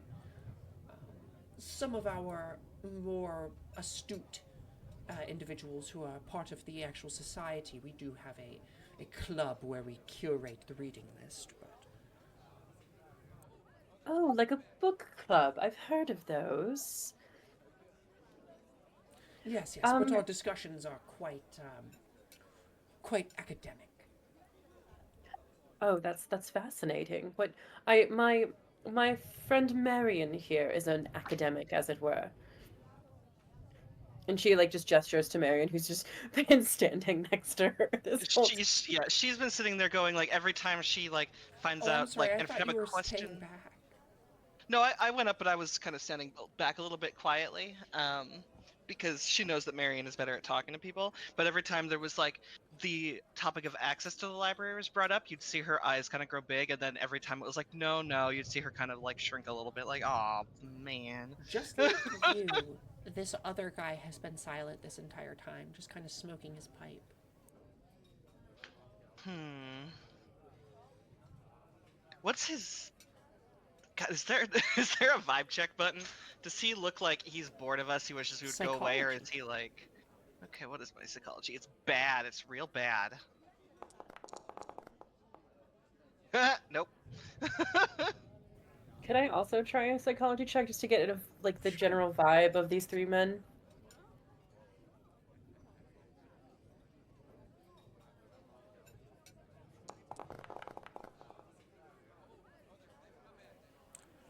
This guy just looks disinterested.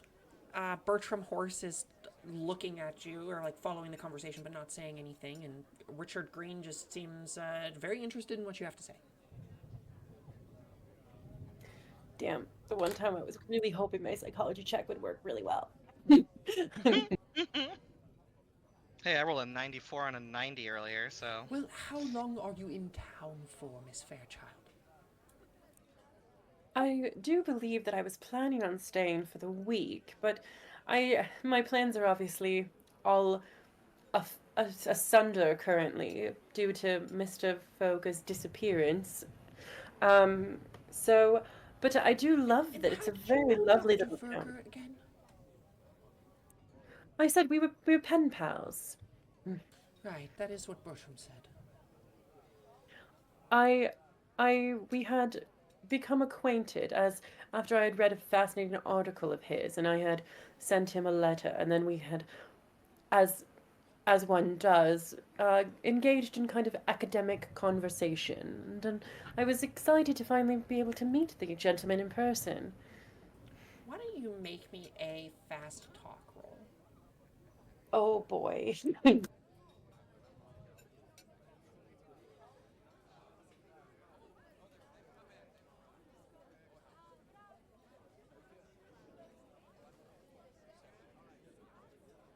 Opposed? Yeah, I don't know what it's doing here. Let me mess with this again. I don't know why it's making it an opposed roll.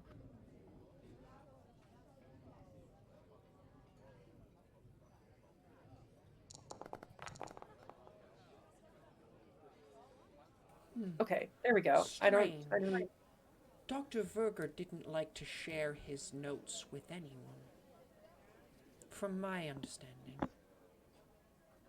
Hmm. At least, Look. he was always a silent party at our meetings. Well, I don't mean to be crass or to brag, but I think there's a different way that men speak to a lady than they would to their fellow gentlemen. Ooh. You and Marion just that kind of maid nodding. alike. I'm sorry, I didn't hear Trinket over. He said, The maid? you and that maid alike. Maid? The one from Mr. Ferger's professor? Is he professor? Yeah, Above Dr. table? Verger. Dr. Verger. The one that worked for Dr. Verger. Worked for many people in the town. And you can see as these two men kind of look at each other and snicker. Hmm.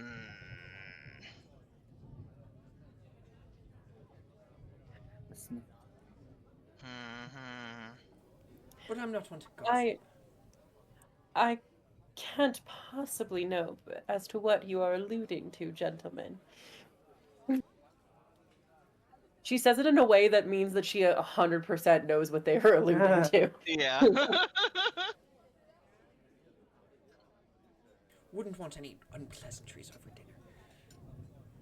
But if you'd like to stop by, he hands you his card. I'm at the Athenaeum Club, and you can see this also has his address on it. Why, thank you. And then she's gonna take like a little card out of her own bag that has like pretty like handwritten script of like her name and her like profession and like the kinds of occult services that she usually provides.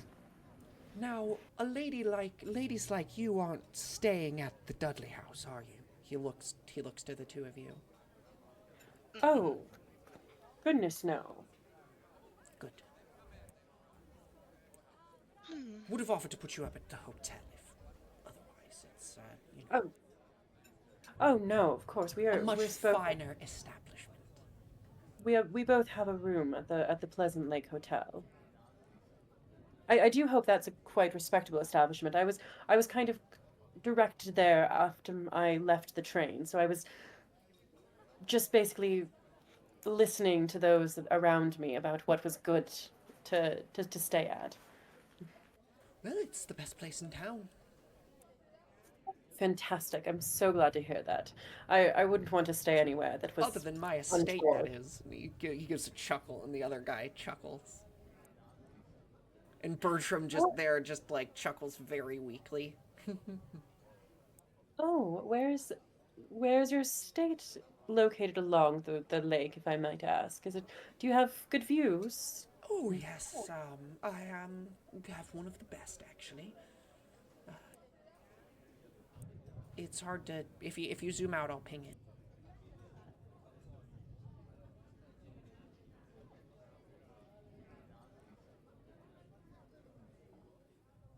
It's the Red House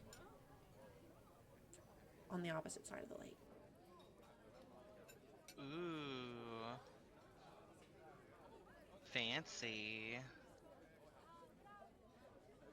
Oh, I do believe I saw it. Is it the one with the red roof? That's the On the one. other That's a beautiful house. Beautiful Potsdam sandstone imported. Oh, imported. Only from My. slightly. We say it's imported, but it's actually only from a couple hours away. Right here in Well, New York, actually, is some of the best sandstone deposits in the world. well, I won't tell your secret if you don't tell mine. Oh, I do love to talk secrets. Oh, now you've struck a nerve, sir. It's not every Is day there you any? meet someone who knows Dr. Verger so personally. Come to say, I don't think I've ever met anyone who knows Dr. Verger so personally. Well, I wouldn't say we know each other that personally. We were just pen pals, but I did consider him a Well, pen friend, as it were. he certainly never had a wife. Well, I we weren't acquainted in that way, sir. I am a widow myself, and I haven't been looking to take on another husband at this time.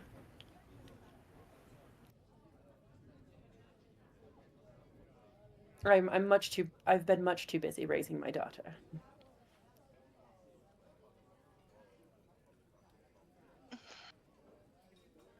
Now, it's fascinating though that we speak of secrets. Is there any bits of gossip around the town that we should be aware of as we make our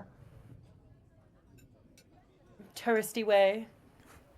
Why don't you maybe a persuade check? Oh, okay. It's the only social skill I don't have. And the only one that I do. You can help if you'd like to roll as well. Can I help? Yeah.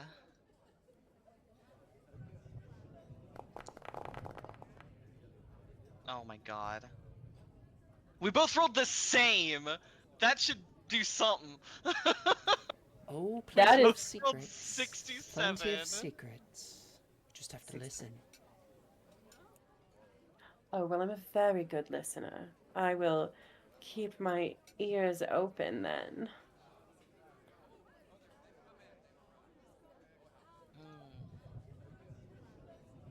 Marin, you might notice that, like, as this conversation is going, she's kind of gone from seeming kind of like weak and effacious to like suddenly feeling very kind of like sultry and like in her element, as if like this was the kind of conversations she was more used to having in a way. Yeah, yeah. Hang on. What is this? There's something I want to check. This is just where is it? Where is it? The thing about the child disappearing, that wasn't like an article, was it? That was just notes from that Dr. Frugger had taken? It wasn't That was public knowledge? notes that Dr. Okay. Verger had taken. Yeah, no, he specifically said in his notes the family did not post notice. Okay. Like the child went missing and the family said nothing about it. It was one of the things that was actually towards the end of his stuff when he started to go a little bit crazy. Yeah. Okay.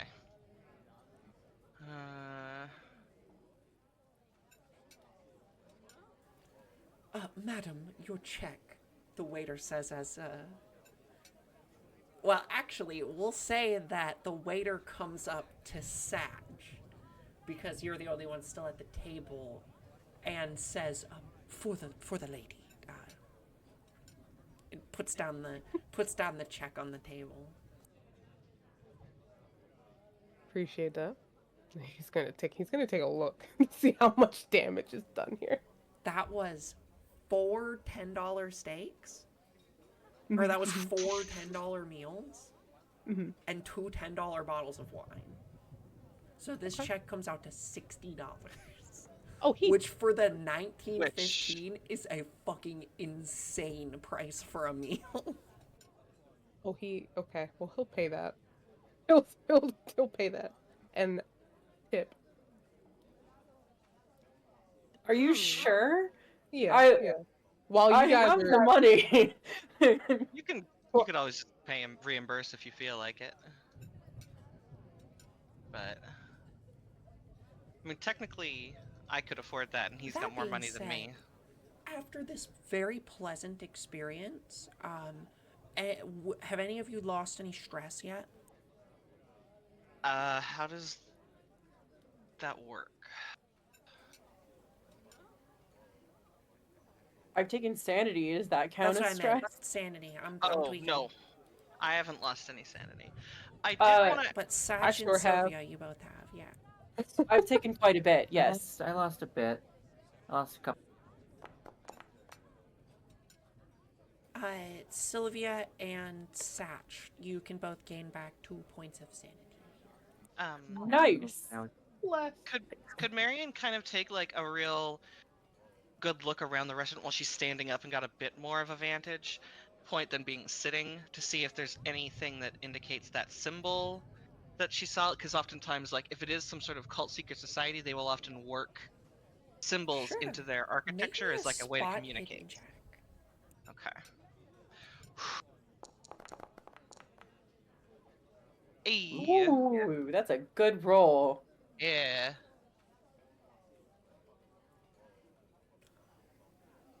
You hadn't noticed it until you start to really focus in on it and start to look for this specific symbol. And then you spot it.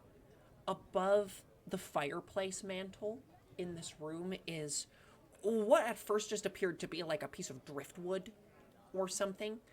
But you can see now that it is a piece of driftwood in the perfect curved circle of this symbol that you saw.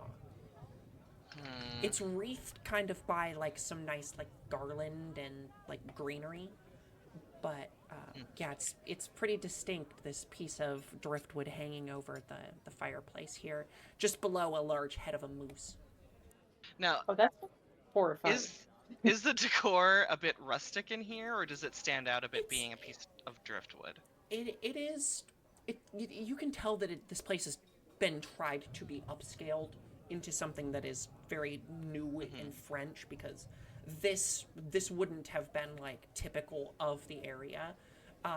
But once you start to look up into the rafters and stuff and see, this place does, like everything else in this town, maybe appear to be like, it was an older building converted into something new. I think she would kind of like take a moment to actually make it clear that she's sort of looking at that symbol and then sort of point it out. That piece above the fireplace is so quaint and rustic. Do you know, was it created by an artist or was it actually discovered that way? He kind And of she's looks gonna around a point it little at it. bit and then looks up at it. Oh, I don't know. They just hang things up on the wall, I guess.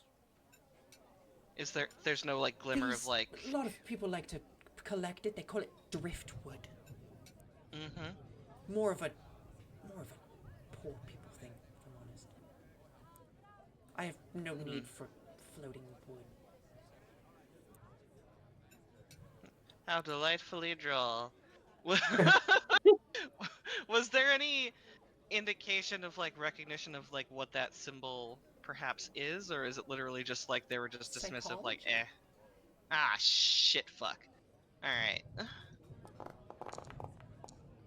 Where was my 9 for that?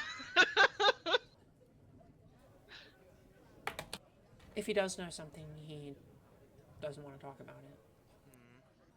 Can I also make a psychology? If you'd like.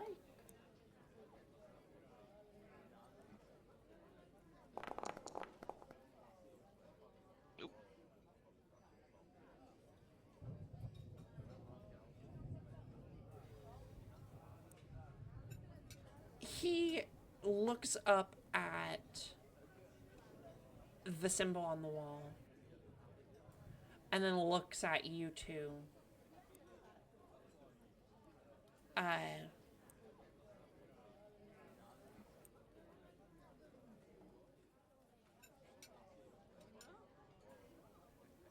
It's clear he is looking for something on your faces. He's seen that you've pointed this out, and he kind of looks to the two of you, trying to gauge. He gives you both this very strange look of just like, it's the look of a man who's trying to see how much you know.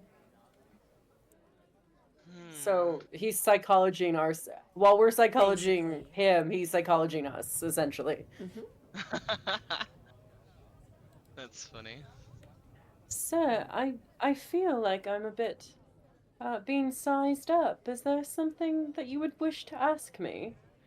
I could ask you the same thing, Miss Fairchild. Perhaps you should I guess. consult with the spirits. Rude. Okay, at that, you just see like a really like sour line crosses her face for a moment, and she makes it very obvious that she found that to be like an insulting kind of commentary.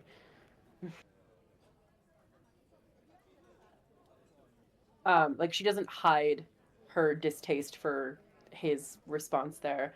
Sir, I thought that we were having a quite pleasant conversation, and yet I feel a bit like the feeling was not mutual. I've had nothing but a pleasant experience this evening, Miss Fairchild. I meant you no offense. Does Sylvia believe that? Like, Nah, he was trying to be a little like, stop asking questions. cool. Can I take his advice and do one of those occult listen rolls? Sure. Ooh. Like, fine, you want me to consult the spirits? Fucking I will. Now I have to remember how to do that thing because I still Okay. don't remember how to do it. Double One. roll or something? You roll one and then it's in the options.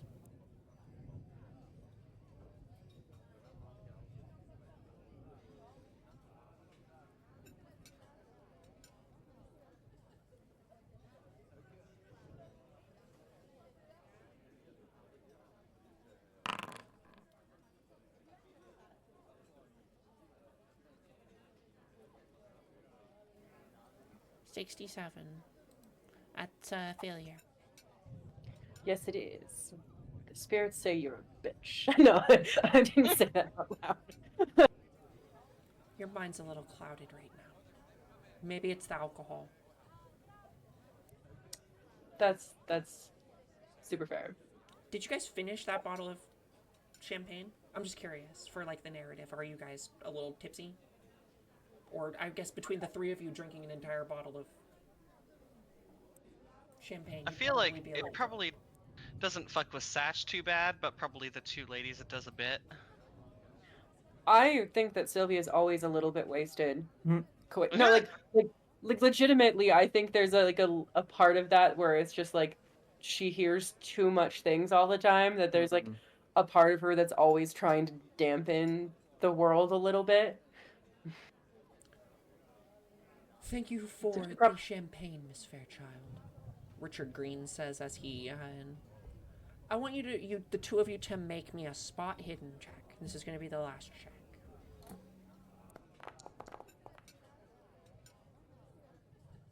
Ooh, Marion, 69. you notice that Nice. this guy, right before he leaves, you wouldn't have noticed it if you weren't looking at him already, but he very distinctly, with his left hand, taps the table and then draws a little spiral with his finger before he gets up. Now, was it like one of those things where it's like it was like a subconscious thing, or he was trying to make a communication of some kind. Psychology for me. Ah, fuck. I'm regretting not doing psychology. No, You don't know. I don't know. He was looking But he's right at Sylvia. Hmm. And of course, Sylvia did not notice, so I can't do a psychology. No. Was there anyone? He politely I know gets you said up, that was the and last three men one. get up and leave. But could I look around and see if there was anyone who looked like they clocked that as well? Like, Sure, make me a quick spot hidden roll. okay, last one. I'll probably roll a 99. Nope, 20. You don't see anybody Okay. who notices it. All right, she's gonna guide Miss Sylvia back to the table then. Well, I took care of the tab, but not gonna lie, Oh. your friends, the other three, them, I don't know if I want to pay for their champagne. Oh, I wasn't expecting you to pay, Satch. I can definitely cover things if. But and obviously I'll pay for their champagne. No, listen, It was all included on the tab. no, that's fine. I'm fine paying for the ladies. Them three don't give me very Sir. good vibes. No, The I did last- not care for them. The last thing that they give you is just a nice little, like, 3 small little. They look like Reese's peanut butter cups, except they're like minty. Oh my Just a little god! mint. And our to-go Dessert. lobster, of course. And your to-go Yeah, lobster. and he's steak. got his buddy stuff. But I will give myself just $10 back. But yeah, it's like I don't like those guys. I Is don't there- know. Sorry, go ahead. Oh, I was just gonna say, I don't know if you noticed, but that Richard fellow drew a symbol on the table with his finger that resembled that little spiral above the fireplace, which you two might recognize. Oh, I hadn't noticed that, but, and I didn't even. I was so distracted by his incredibly rude comment at the end. Oh, you made a rude comment. He insulted my profession. He Well, did. it's not He really a was rude. profession because it's not really a profession because profession implies that I work. It's more of like my passion. But he insulted it to me, essentially to my face, and it was incredibly rude, especially after such a pleasant conversation. Why didn't you just say you should have put your hand up? I would have came over and took care of that. In the middle of this beach throw, you bet your sweet ass. I sure would have. Would serve And- all these people right. Satch, darling, I think you answered your own question as to why I didn't. Well, let's flick Listen, they back can use a little bit to of fun. the broken spoke. Which we would be heading towards now, but it would take us a little bit to get there. Was there anything else that you guys wanted to discuss at the ale house before the others arrived? I don't think so. I think that fish kind of got me riled up, you know. The storm outside has quelled a little bit. It's still a light drizzle, but it's basically back to the start of the day. The thunder has stopped. Well, ain't that a blessing? I wonder where Mr. Satch is with my lobster. We can say that you guys reconvene. Perfect. He walks up and has that damn shit. It's like, I told you I'd take care of you, mon ami. I got it right here. That shit was I good. knew you'd come through, brother. How much I owe you? Oh, let me pay you back. He's like, oh, no, don't worry about it. Don't Are worry. you sure? Yeah, I'm positive. I took care of Right. it. Yeah. I'll get you around sometime. Actually, I mean, we're at the ale house right now. Me and a beer, we don't really. And I'm okay. Ale, More of whiskey. You tell me when you want to drink, and I'll oblige. You also Sounds had a good to very me, mon ami. fancy Sounds bottle good to me. of German Scotch. He does have that on it. He still does have that Marion on is it. gonna be staring at it when you pull the flask out, like, can I get a nip of that? He takes out his flask. He's like, "Listen, we can talk, drink, and walk." So, did you fellers learn anything at that there bistro? Fellers said to the one guy into with. It's a gender-neutral I don't know. term. I'll let you It's just know. funny. Okay. It's just I funny. know I want to break into that society. I know that much. Oh, well, just stick around me, darling. We can get you set up just fine in society. You would make a beautiful society woman. Who? Wait, me? I was being spoken at in real life. Sorry, I missed if anything was said. Yeah, she was just basically saying to you that she would be able to set you up in society if that was what you wanted. Oh, I'm a. I get too many paper cuts doing what I do to be high society, I think. Oh, nonsense. I get paper cuts all the time, but they still let me in. Is Leland also continuing to drink? Uh, mm, Everybody I'm but around. Leland needs to make me a constitution check. Oh, Oh. man. Oh shit! Uh-oh. See, we Come can on, hold Satch. our liquor. Come on, Satch. Come on, buddy. All right. Come on, buddy. This LeBeau ain't small at all. Oh, thank fuck. All of you are pretty tipsy, but managing to hold your liquor. Ooh, Marion's like, listen. Marion's had a little bit much to Listen. drink. I feel like You all Satch right half there? carried her. Yeah, he's That must have like, been some good champagne y'all were having at the bistro. Listen, it was like then he slowly puts the flask back. Like, I think you had enough today, Cher. I'll we can revisit the flask another time. You should sober up a little bit. While solve we the help you to your room at the no, hotel. don't no. I was thinking we need to listen. We need to break into that fucking library. Break in. Yeah. Oh, The They won't library, they ain't got nothing worth stealing. it's not it's to read the books they have in there because they have listen, this place is fucking weird. When we were talking to them, they were being real shifty, kind of rude, and then she kind of would like do the symbol on the table and then kind of look around to see if anyone was watching her, but she's drunk so she probably doesn't see fucking anything. yeah. How many fingers am I holding up right now? When she does the symbol on the Yes. table, can I look to see if anybody notices? Sure. Why don't you make me an occult check? Ooh. Oh, okay.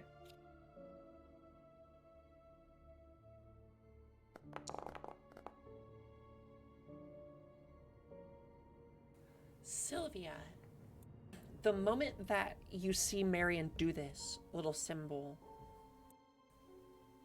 it reminds you of actually something that you've seen in New York City.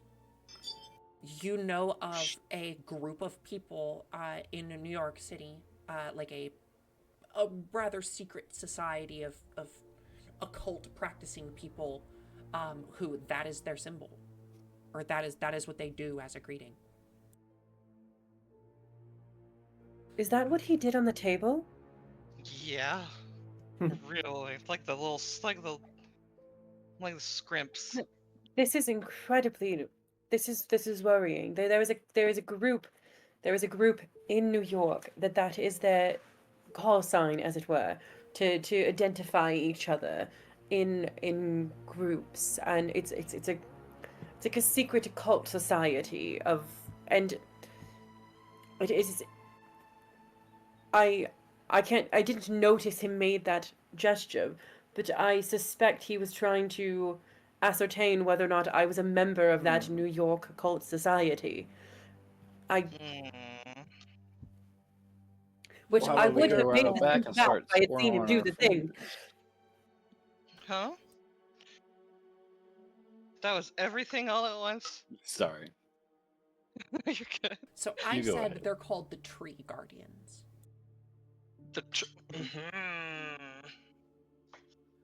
Or oftentimes just Considering- the Guardians. Oh my goodness. Tree guardians. Oh, I feel like such an imbecile. I feel like such a Silas. Oh my god! Hey now. So much my name? And Marion's gonna be. Listen, I'm starting to think that you might have a little bit of a crush on Silas. Because you know, huh? Huh? Sylvia looks disgusted. Now Don't listen, flatter herself now. this is a very handsome man. Okay. What is my appearance? I need an appearance check real quick. Because low, she's got beer goggles. She's got whiskey goggles. 60. It's a 60. 60. That's solid. Not bad. Yeah. Solid. Yeah. Hell yeah. Mm-hmm. I mean, I'm no Sylvia's Elijah a- Satch, don't get me wrong. Sylvia's a You only got 5 75, more. guys. Sylvia's a strong 75. Oh, so above my league, I see. No, so I feel like I was saying though, I feel like such a Silas. I completely missed it. Tree guardian. Goddamn, twice You is don't have to say the brutal. joke twice. Twice is first diabolical. Holy shit. That's just like patting his like patting Silas's shoulder. Like, don't listen. They had a lot to drink over there. Don't listen. I mean, you've basically got her being like, "I pulled such a Silas," and the Michael being like, "You should like maybe fuck or something," you know? For her to come back. Anyway, I was saying, I was being Yeah. such a Silas. Jesus. I get it, alright? Certainly she means all attractiveness, no brains, right? Yes. What? JK. So, tree guardians. They're called the tree guardians, and all of the and she like really lowers her voice like to like a whisper. All of the information that we have uncovered in regards to trees and plants, I think that it very well could be that this New York occult society is connected in some very realistic ways to the understanding of these interesting plant life, if you catch my drift. Would. That makes sense. My drift would. Nice.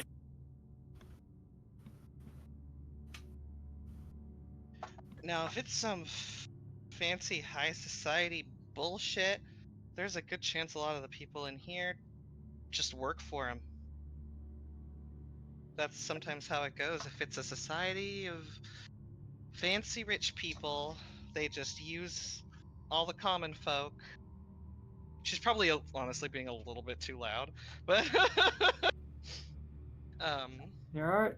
You hear some That's our- people just kind of say, "Amen, sister, they use the common folk." yeah, that's what my pa always said.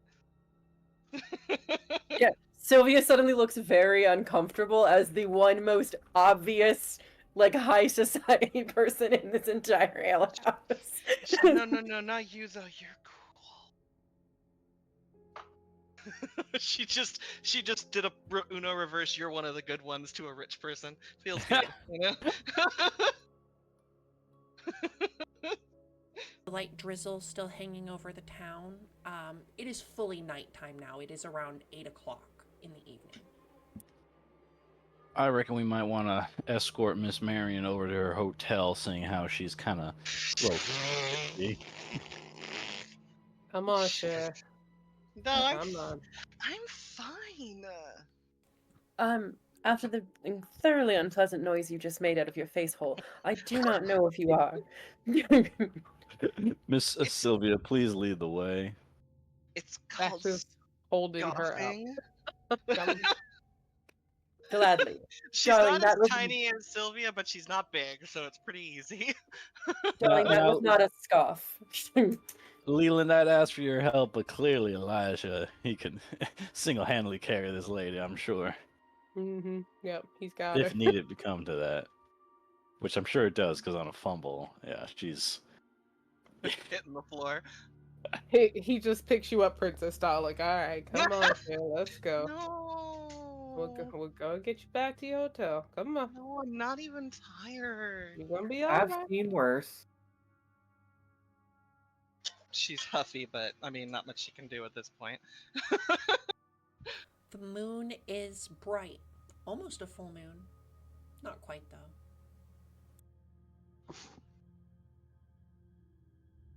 You know, I just remembered we are all breathing in the pollen air. Are we going to die? No, I don't reckon so. Because if you think about it, Mr. Verger was here for quite a few years before anything became a him. And even then, it was a bit weird, his notes, if I recall.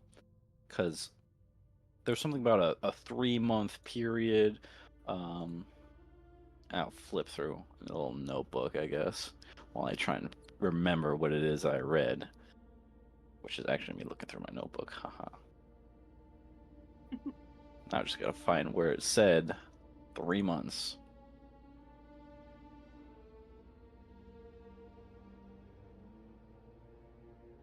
Something about patient 4 lasted a full cycle through a 3-month period and expelled 3 fully formed threads from his throat.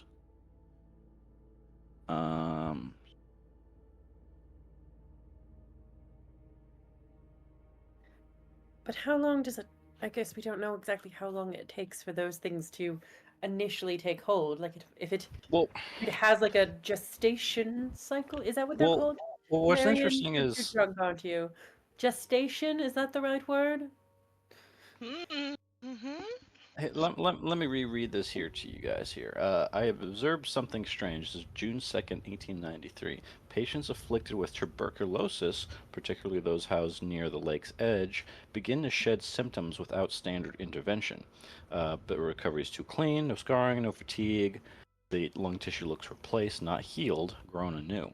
The microscopic study of the expelled sputum, which I'm not too quite sure what that is, reveals organisms I cannot classify. They are elongated, thin, and twitch autonomously when removed from their container. Standard stains do not adhere. Under pale light, they refract unnaturally. The process is slow but steady. Full recovery appears to require at least 3 months of constant exposure to the lake air. In that time, the body expels the bacillus, or whatever appears to be it, in 3 distinct phases. By the end, up to 3 fibrous thread-like organisms are expelled from the body. I have recovered 2 thus far. So, if this isn't all, again, fanciful tales like I believe they to be, it appears that maybe that you have to come in here with the tuberculosis as a prerequisite to maybe hatch this organism. I mean, I Maybe, could be reading it wrong. That was maybe it like makes you weaker or something. She's maybe falling asleep now. everyone carries it, but the tuberculosis is a catalyst that makes it manifest in the way described, perhaps. See, now Leland, no, you know what you're talking about. Pats him on the back for the little assist, a little alley-oop. But that's what I reckon, that you have to come here to this here town with a little bit of that tuberculosis, and when it's after that is when this thing infects you. Now, whether or not it's in the air or they infect somewhere else, because I do remember some other passage talking about willingly accepting it. That is up to what's the word? Yeah, I forgot the word. But Interpretation? interpretation. Thank you. Mhm. That's that intelligence 40 coming in. So I reckon that we're okay. Unless one of y'all happen to have tuberculosis. In any case, assuming all this is true, I don't think being up here for one night will necessarily have the same effect as people spending years and years up here. We need to be cautious, keep an eye out for anything, but I agree that I don't think our level of exposure is quite as high as what we've been reading about or even seeing around town, perhaps. Mm-hmm. Can I ask 2 questions of the storyteller? Sure. It's because I've spent a little bit too much time looking at the map right now. What kind of check would it take to notice that the trees that are inside of town seem different than the trees that are outside of town? And also, what kind of check would it take to notice that like rock ruin border that we were passed through to get to up to Pleasant Lake? So that would be natural world. Okay. Can I I'm try one of good those? at. Oh, I'm good at that, but For sure. not in my current state. Marion, that would be a disadvantage for you. Oof. How do I make it disadvantage? I think you just I just- roll. It's and penalty Right. die. Penalty die, yeah. So when the pop-up shows up, you have a drop, or there's a slider for bonus or penalty die. Oh, Yeah, gotcha, most just people roll say which advantage one. or disadvantage because like D&D terms. But Yeah. Penalty die. Oh. Holy shit. Yeah, Marion, I will say that you do notice this. Like, they planted oak trees they must have cut all the trees down at some point and replanted some inside, and they're oak trees. You do see that there are some pine trees that creep across this old stone barrier around the town. It's like they cut them all down and then replanted them. Oak. But there's a few pine. I wonder why they didn't cut those ones down, or maybe they just seeded themselves naturally. maybe we ought to ask the city planner. You think there's Where- a planner? I don't think there is. I mean, I think it's worth thinking about, considering, tree guardians, trees that can kill people. The pine Maybe trees walked here. What if they walked here? I hope there's no plants in your room. I was more Shut up. I was more suggesting maybe there was something odd about them specifically planting the oak trees, but okay. You are very 3 sheets to the wind. Somewhere off in the forest, you hear the hooting of an owl.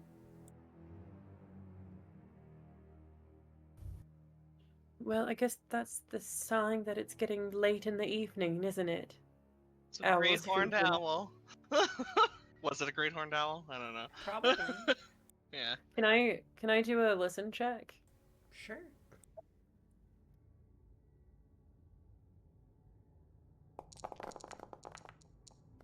Oof. The grasshoppers are loud. You can hear maybe the croaking of some frogs and the distant call of a loon. My dice kind of hate me right now, guys. There's a lot of wildlife. I'm sure it's nothing. I mean, we're out in nature after all. Would I...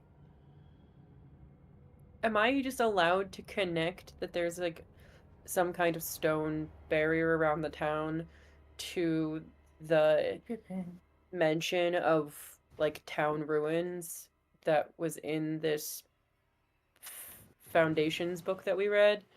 Or would that have to be some kind of check to make that kind of like I'd leap say of logic? you should go investigate the rocks thoroughly if you wanted to know more information about them. Actually, Can I do that? Since Sure, they're like if right you- over if you here by the wanna- hotel? Yeah. If you want to go back over and investigate them, you can, yeah. Mr. Silas, you're a mountain man. Can you come with me to look at investigate these rocks that seem to barrier the town? You know, I just loved. You could tell he's like not, not really, but he will go. Now, Silas, I know you have a lantern. Do you have it lit? Are you just carrying your lantern around to look at things? I Because it mean, is quite dark. at this point, yeah, if it's dark, I'm gonna have to because there is no lighting. Uh, but I mean, I think she's onto something, and this is saying like out in the third person here, because or at least fourth wall. I don't know. Regardless, yeah, the walls because they have built walls, especially around the Cade Milling Company, and obviously the sanatorium. But there's those rock walls all around, so she actually might be onto something. I'd hate to say it, but You can make me anyway. a geology or a natural world check Yeah, okay. to Yeah, know not more sure. about the rocks themselves. Or if you're looking into kind of like the more spiritual nature of it, I would accept religion or occult.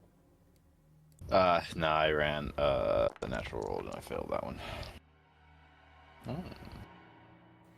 You do know that in some cultures, building a wall like this can be seen as, you know, a kind of protective barrier. In like European cultures, oftentimes the wall is like built both as like a protecting force and as a just natural barrier of the town marking. Well, then, based off the, I guess, architecture, not that there is much of that, is it easy to tell if they are ruins or if they were put here by the residents when they created the town? They definitely seem to be worn. The corners are all, you know, rounded. Whether that's by, you know, a river, maybe they're river stones, could be. They could be pieces of larger stone that is broken up, but uh, if so, they've had a very, very long time to be weathered by the surrounding area. Without a better roll, I can't tell you more. Yeah, no, yeah, I think she's onto something, and I'm metagaming at this point because, like, damn it, why am I rolling bad? You know? Yeah. It's okay. Listen, Marion is good at natural world. But boy, she's not Maybe going with some you daylight right would now. shed a little more Yeah. insight. Yeah, I reckon we might want to just get Miss Marion up to bed. I'm sure you have the key too, so you might want to come with Miss Yeah, no, Sylvia.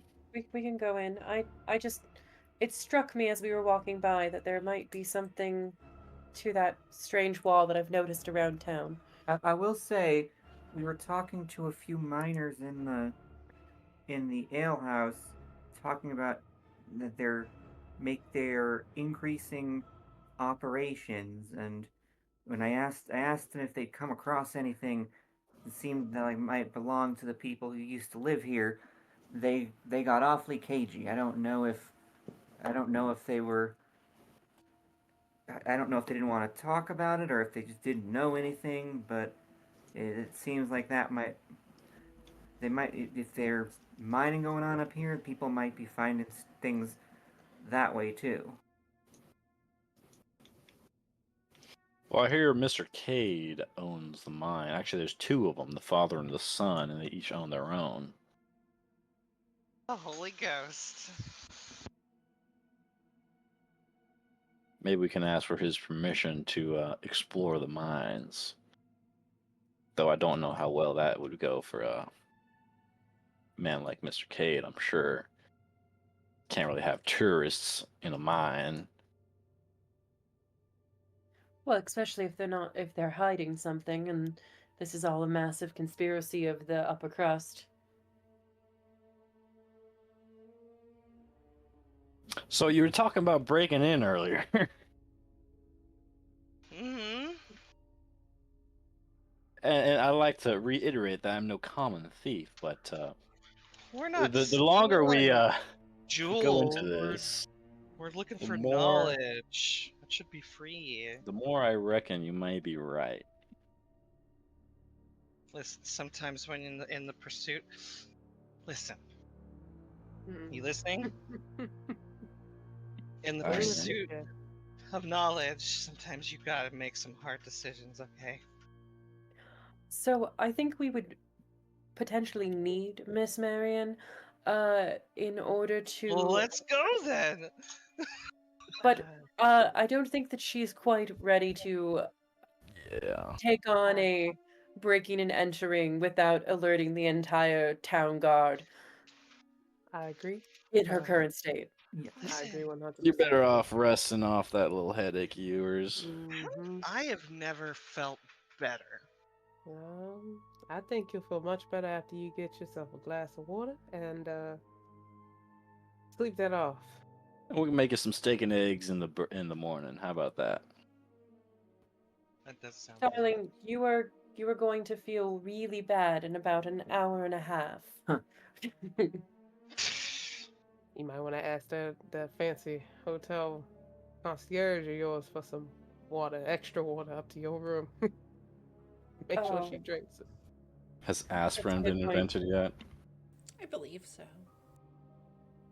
Maybe an aspirin too. I guess. An ass or two. I must have slurred. My bad. Are you drunk? Not more than you. That's for That'd be a damn pot sure. calling the kettle black there. What? Whatever. Sad takes her to her room, puts her down, and he tips his hat to both the ladies and leaves. Like, okay. All right.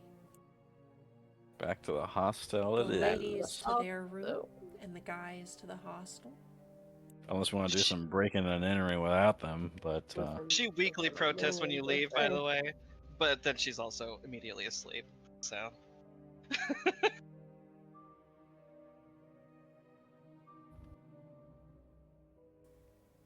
All right.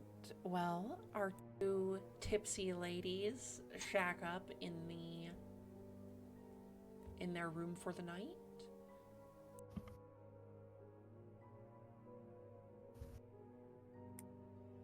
So I assume we're all meeting first thing in the morning the next day. we'd probably come fetch you, make you that steak and eggs somehow. Being the gentleman mean- that we are, of course. I'm sure that the hotel offers a quite nice continental breakfast. For sure. Yeah, but ain't no, Right. pick me up steak and eggs. They probably just got some Fancy. toast and Your jam. room also fruit or is something.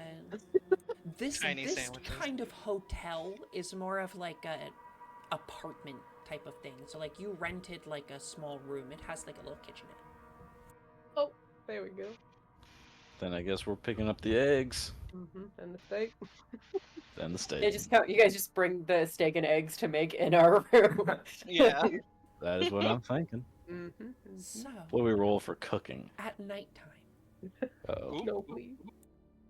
it's not morning yet. we're all dead. Marion drifts off to sleep, and I assume Sylvia, you drift off to sleep soon after. I think she's a little bit more disturbed, but she'll try and get herself to sleep eventually, yeah.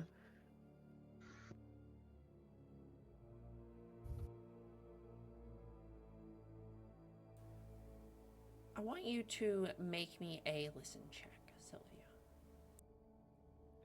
Okay, that sounds foreboding. Yep, she's dead as hell.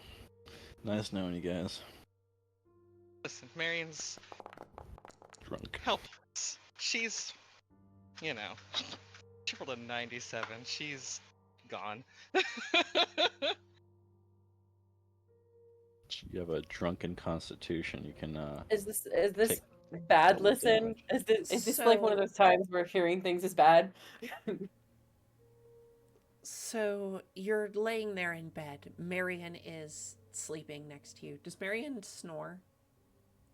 I Just- feel like I'm just normally she curious. doesn't, but in this one she's so out of Okay, it. she She's might such a be weird. drunk, she It's might one be of those like, snoring.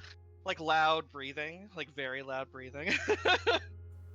The way your two beds are set up, you got a double room. It's two full-size beds like next to each other. You hear very distinctly, maybe around midnight, what sounds to be a thump in the room behind you.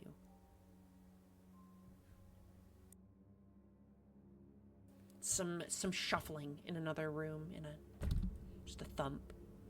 As if somebody sets down something really heavy.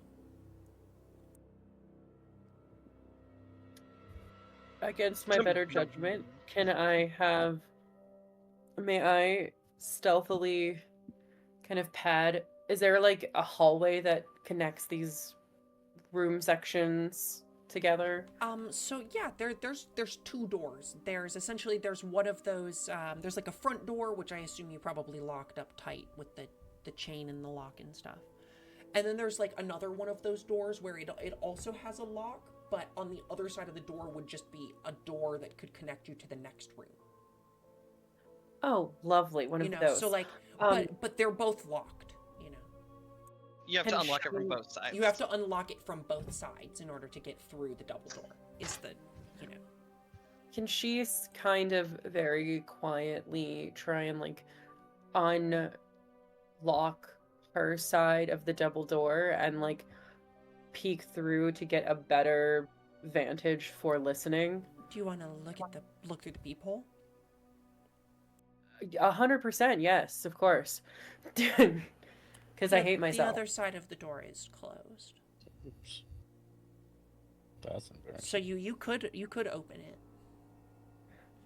Okay, so yeah, she's gonna open her door. And there's a people on that door as well? Yeah, but it would be looking at your room. Oh, okay. So can she just kind of get her ear closer to that door and see if she can listen better? Yeah, make me a listen check.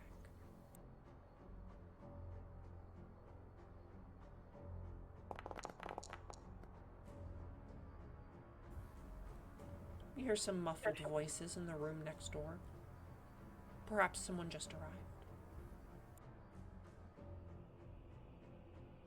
Though it is a little odd that someone would get here this late.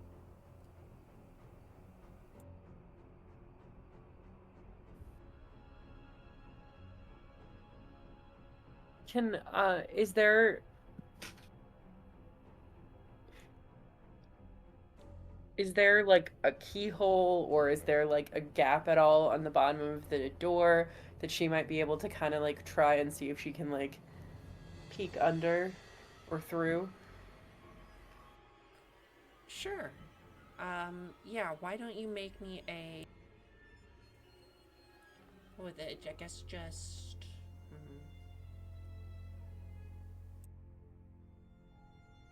And you keep your character sheet minimized. So weird.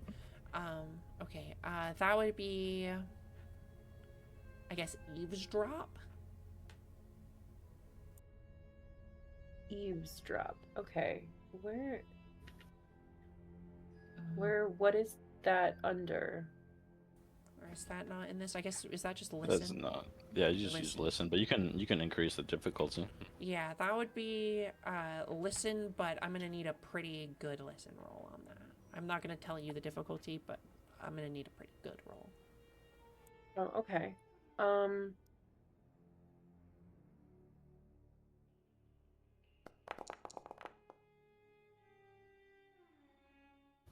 Nope. Yeah. Yeah, you can't hear anything, but I will say that as you kind of lower your head to the bottom of the door to look underneath it, above you in the peephole, you see the light flicker.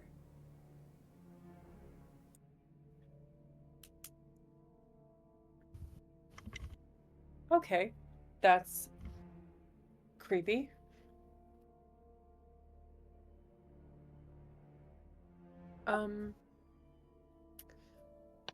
Oh God, I don't know what else I could do here besides just go back to bed and... Ugh. Okay, she's gonna leave that, very carefully close the door and lock it, and then she's just gonna try and go out the front door and see if she can get a glance of anybody like leaving or like still bringing stuff in. Give me a To sleight that of room. hand check. Damn it. Okay.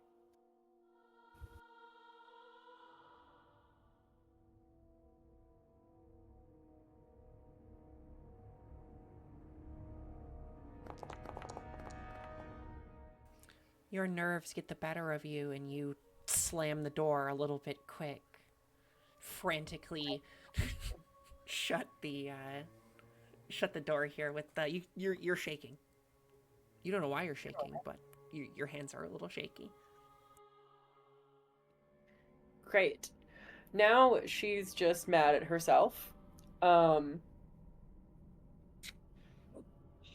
Hey.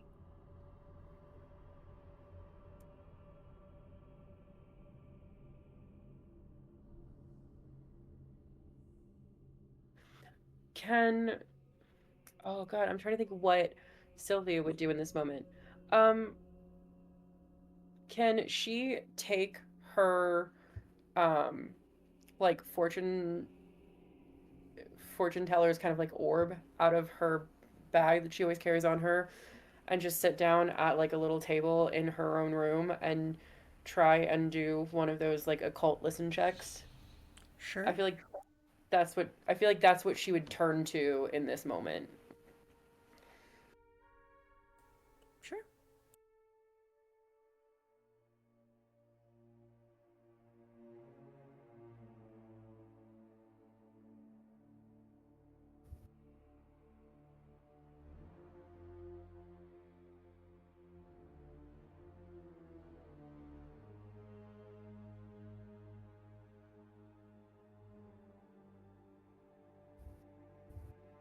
Sorry, 1 second. It's not rolling for some reason. I've had to refresh it before when things don't want to roll.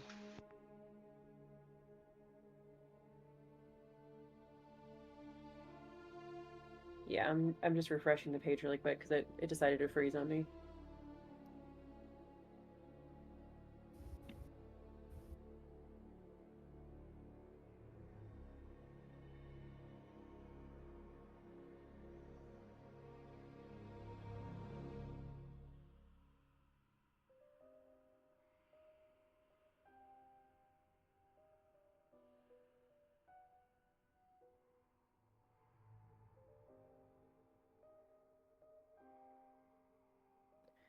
I don't know why it's not letting me roll the combined roll. Let me As I try. recall, they were both the same, so it's just as effective to just roll twice.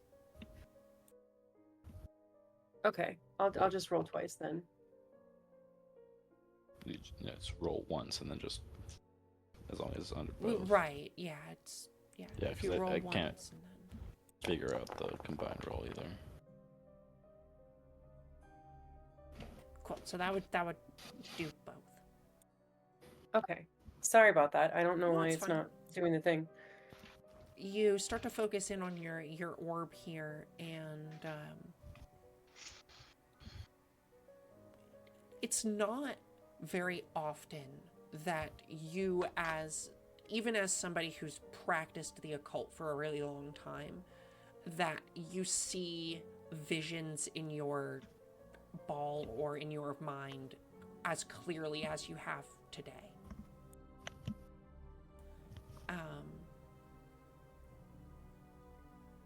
You very clearly see in your mind's eye the lake, just the deep swirling black waters of the lake.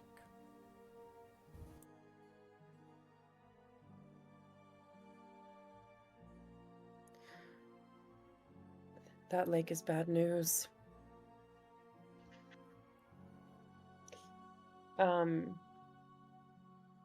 So with that incredibly not comforting thought,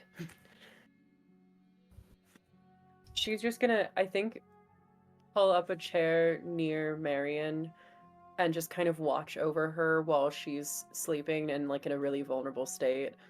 And she's like almost like a mother, like protectively like watching over a child. And then just kind of eventually maybe fall asleep, like just in a chair sitting next to Marion's bed.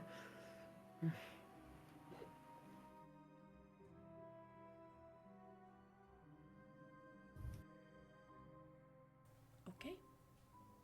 Then eventually you drift back off to sleep. Over at the hostel, things are a little stuffy. There's no air conditioning in 1915.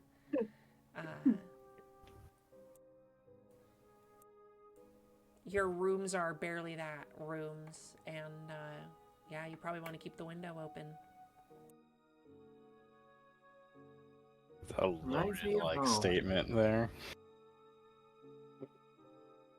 I mean, I guess, yeah, I would want to keep the window open. And let all the monsters in, yay! Mm-hmm. Sure. I just. I'll open the window. I'll love let you have this. it. I'll let I you mean, have are this. you listen? Are you first or second floor? That's important. The hostel Probably is not, actually. like a one-floor establishment. Well, then that Yeah. answers that, don't it? Listen, if it's stuffy in there, that's for sure. It's just like, fuck that. Like, no, open the window. I mean, there's a screen. At least the bugs won't get in. Actually. Oof.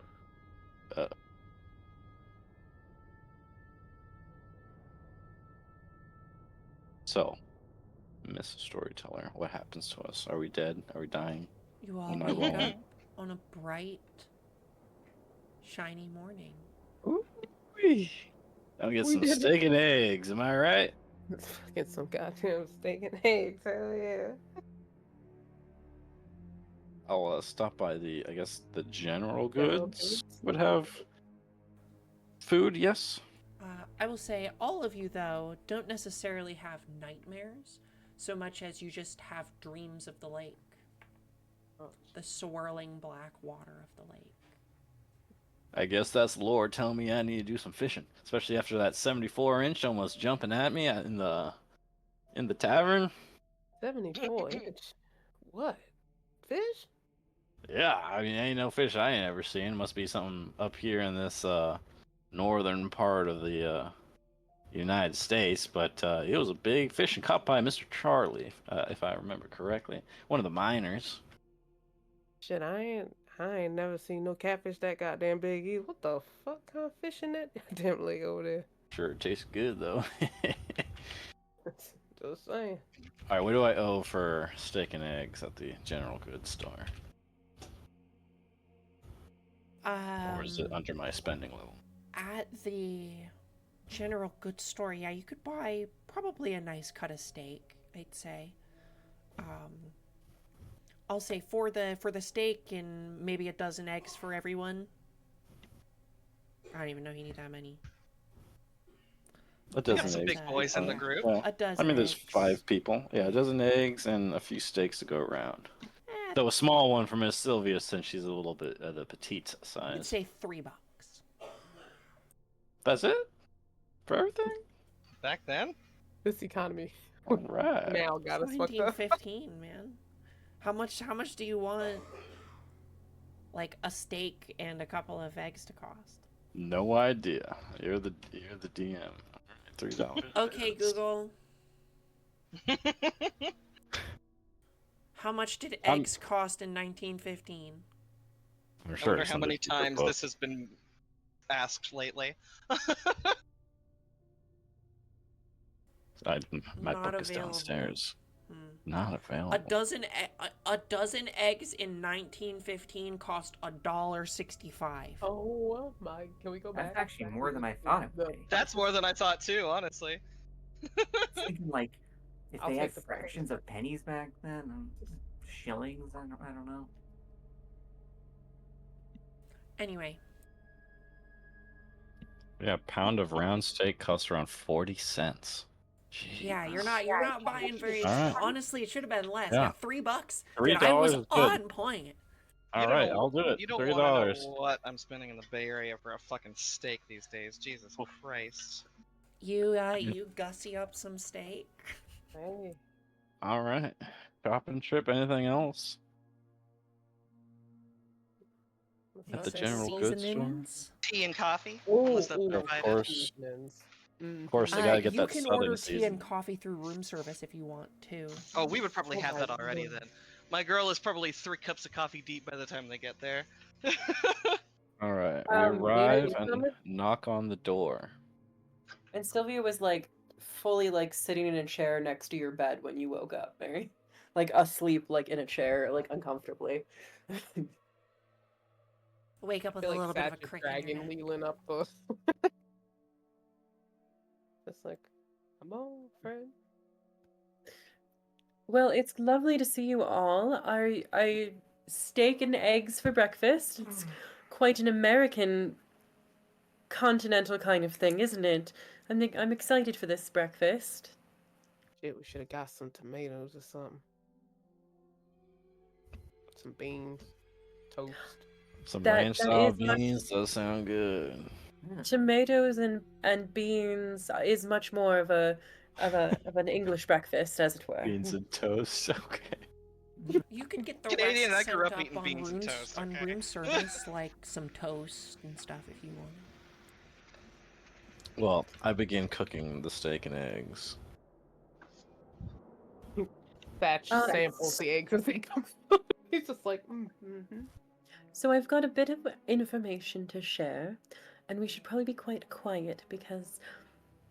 So, in the middle of the night last night, after Miss Marion had already fallen asleep, there was someone that came into the room next door to us in the middle of the night. Like, there was a thump and movement and voices. I couldn't make out what they were saying. The door was too thick. I did try and listen though, but and it was very uncomfortable because through the keyhole I noticed that the lights flashed on and off at one point. Very, very circumspect. And then I did a séance about it, and I just all I got was this a horrible image. Did anyone else have dreams of the lake? Oh yeah, lake dreams. I Yeah. was dreaming of fishing. That's for damn sure. Do I remember my dreams? You do, as vividly as everyone else. Yeah. Lakeside, black swirling water. Be a sign. What the hell?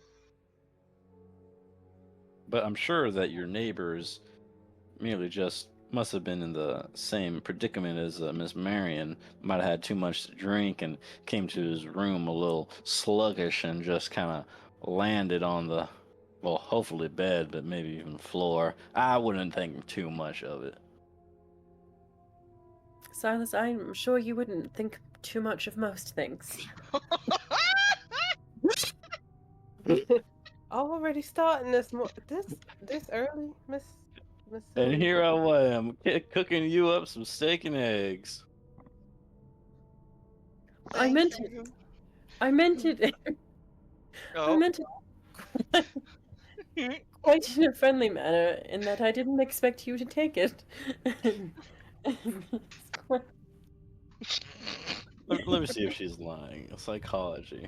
Well, I don't think I'll make it. Oh no, she's definitely telling the truth. That's for damn sure. Well, I beg your pardon, madam. Your steak and eggs are up. Thank you. That's very kind. An American breakfast. I'm delighted. But yes, I do. I'm getting very uncomfortable thoughts about this lake that we're near, and I'm very nervous about the way that individuals seem to be interacting with the world around the lake. I think it's all connected. The tree guardians, the spirals, the lake itself, these stories of creatures that used to live in this area. I feel like there's something that we've missed, something that's connecting it all together that we haven't quite uncovered yet. And should we maybe check out this It's sanatorium town that's right by the lake's edge? it's right about 7:30 in the morning when there is a knock at your door from room service again. Miriam groans. She's doing Uh, that thing where she's like got her elbows both on the table, I'll propping get her head up, you know? Silas will answer the door. It's just like a bellhop, and she says, "A special delivery, from a Mr. Green." Special delivery. Oh, Miss And, Sylvia, I think you have it admire. She holds out a plate of like their cinnamon buns. Sorry. Mmm. Cinnamon buns that are shaped in a spiral. Oh yeah. I sure hope there's enough to go around. There's a little card on them. Yeah, She there's more than immediately like very she like puts a finger up before you can take one, and she like she very kind of nervously like takes the card and reads it quite quickly before she takes the cinnamon buns. The card says, basically like, excuse any, if I offended you last night, it was not my intention. I hope we can chat sometime. Well, no need to be rude, Miss Sylvia. How about we all have ourselves one of these cinnamon buns? Yeah, and it's signed Richard Green. All right, She- Silas goes to grab I'm about one. to say, Satch also. She look immediately like delicious. puts her hand up again and like is like and says in front of the bellhop, "I believe it would be very rude to take a cinnamon bun that was intended for myself before I have a chance to have them. But please, thank you. I would take these from the bellhop." And she gives like a quarter, like 2 quarters as like a tip to the bellhop. She nods very thankfully and sticks them in her pocket. And then like closes the door and then like physically like takes the cinnamon buns and like kind of puts herself in between everybody and the cinnamon buns, if that makes sense, like kind of like turns away from everyone. I think that we should really think about the source of this food and pro-offering before we just shove unknown substances into our faces. I'm sure he meant no harm. No need to let him go to waste now. Exactly. That looked mighty good. Like, The source of this is from the man who is very likely a member of the secret occult society, the Tree Guardians, who may in fact be connected to the trees that are infecting people with parasites. Would you like to continue to put the food in your face? I might reconsider. Maybe we could put them under one of the microscopes or those fancy machines that y'all scientists have. Maybe we can determine whether or not these things are Probably has a truly. little microscope kit. Pardon? I said you probably have a little microscope Yeah. kit. She's sure. Also, I think it's Okay. quite Just gonna telling. scrape some icing onto it. Onto Onto a little slide. A little slide Oh, and stick it under the microscope. Mm-hmm. the icing's the best part. Shit. Buttercream Just a frosting. little. Or it's cream cheese frosting. Silas kind of like Aw. salivating as he kind of like watches over her back, This is same. waiting a for pretty her to be expensive okay. dish to make, you know, like there's cream cheese in the frosting and confectionery sugar and Oh my god. cinnamon in the rolls Oh. and stuff.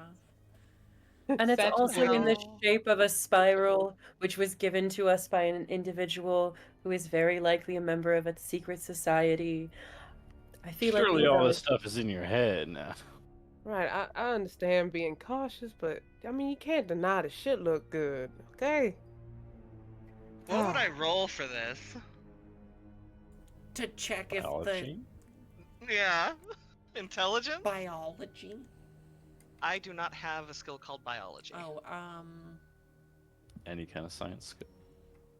what would it There's be? really no actual science skill that I can see that would be for this kind of thing. There's like natural world, and then two brain science things, but that's kind of it. medicine.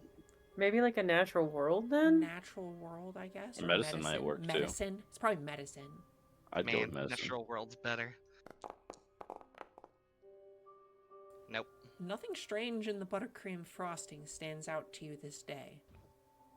It looks fine, But again, that's only one data point. but I mean, I haven't checked the buns or anything. She sounds mean, rough. I mean, Listen, there's What? the filling of them. There's the actual like what could have been put into the bread dough itself. There's, I mean, just the cream cheese frosting could have been, listen, you know, listen. the frosting. You're gonna tell me How that about we Mr. unravel her? Green put a parasite in the flour that he used to make these here buns too? Now, preposterous. Is it? Well, you tell me, Miss Scientist. What do you see under Right. that there microscope? I mean, based on this one point of data, If you want to nothing. look But at, if you want to there's- continue looking, go ahead and roll another Yeah. one. Take a look at continue to inspect the cinnamon rolls. Oh my Please, god. I love this. Yeah, also very normal cinnamon rolls. Yeah, you're not Still quite too adept very with that there normal. microscope. You may be better off looking for another kind of job. She looks at you with a malice you have not seen on her face before. Can I Excuse like me? can I try the microscope and do like a chemistry check? Sure. Do you have a skill called chemistry? Because I yeah, don't. I think that was one of the options. That didn't Yeah, give with- me an. I don't have it anywhere on my. So It didn't with- give me. I'll tell you right now, with the science skills, they can like choose a form of science or like a branch of science. So, for example, my job gave me biology because obviously there's too many science Can I- skills down there. That's So off by one. Can I like spend a Yeah, you can luck or spend a luck something? for sure. Okay. have we even been spending any luck? I don't think any. But yeah, I don't know which. I believe you have. What do you have, Marion? Anthropology. Is that one that everyone has? Yeah, everyone has But I- anthropology, but in science, there's like a blank skill that you Well, can. I She's think a just, because I chose scientist. researcher, not scientist, so maybe it didn't give me Exactly. access to that, which Yeah. seems goofy, honestly. Because Interesting. researchers research science sometimes. It's Should technically Well, an option. with I have your biology. success, Leland, you start to look over this with a more scrutinous eye and discover that these are very normal cinnamon buns. You had us worried for nothing. I snatch one I before snatch Sylvia can both of like us stop me and immediately. stuff my gourd. I think this might be what these people want. These rich folks are great at playing mind games amongst the little folk to get us to doubt ourselves and turn on each other. That's how they got where they are. If you're so adamant about not eating it, Miss Sylvia, I might just take yours. This Please. shit some kind Have of good. at it. God. I couldn't wish it on a nicer man. I gladly take the second helping. You're still getting mean mugged, by the way. Well, having thoroughly eaten steak and eggs and cinnamon rolls and multiple cups of coffee and tea for breakfast on the delicious morning, as the sun streams through the window overlooking the lake, what are you all going to do today? That is a very good question. I Like, think after all this meals, I might just need to take me a rest. But really, I don't know. What is next? I wouldn't mind checking either the mines or the sanitarium as Miss Sylvia suggested. Well, we I also didn't have the think question about about the mountains. If we remember in the notes from the Verger house, that the people, including Mr. Verger, near the end of his research, went to the Blue Jay Mountain, I believe. Well, we should probably not venture deep into the enemy territory before we have a stronger understanding of what we're actually dealing with. I reckon you're right. Uh-huh. I wonder if we might go to the library and possibly sneak into the restricted section as our lovely Ms. Marion suggested last night. I do want to ask one question, Miss Storyteller. In the Verger House Notes, number 6, painting number 1, is that a building we might be able to recognize? Yeah, it's been looming over top of you on the top of the mountain this entire time. Blue Jay Mountain? The very same silhouette at the top. The Drake Castle Lodge? Looks awful similar. Right. Well, This time of year, you can barely see just the top of the castle sticking out from the trees at the top of the mountain, but it looks pretty distinct. well, I reckon you guys are right. We may want to check out some other leads before we venture up into the mountains, seeing that is probably a multi-day trek. 2 days up, Do 2 we days have back. That's do we what have I- supplies for that? I do no. still need to purchase trekking clothes, as I don't think that my chemise is going to do much. You probably want pants at the very least. Oh, I would Do hate to women be wear pants? eaten alive by bugs. Yeah, I mean, anybody can wear bands. It's not I mean, like a weird they wouldn't society be thing. like. I think if you're outdoors, no one's gonna care. If you're Yeah. Yeah. in the the bistro in pants, you might get kicked out. As a woman, rather, but as a man, has to wear pants. Yeah, if you don't wear pants, they also don't care for that. Immediate Oh, yeah. minus 20 social credit if the ladies wear pants. I mean, I feel like it depends on how good you look without pants on. I mean, Yeah, yes. Satch gets away with it. If there's actually any one person we should talk to, is Mr. Thromby, I believe was the name. Since he is the direct, what would be the word? Rival Opponent? to Mr. Verger, Dr. Verger. Yeah, I think that's a very astute observation from you, Silas. Well, thank you, man. I've been known to once in a while shine a little light bulb over my head. She only sounds mildly surprised. This Marion- building, the hotel, is one of the buildings in town that has electricity, by the way. Hey. This room is very fancy. It's got a single light switch. It's got a Oh light my switch in God. it. And it is right, and I go over to light switch and hit it, and there it is. So that that realization is even more disturbing to Sylvia, considering that the light flickered on and off last night. Huh? Why?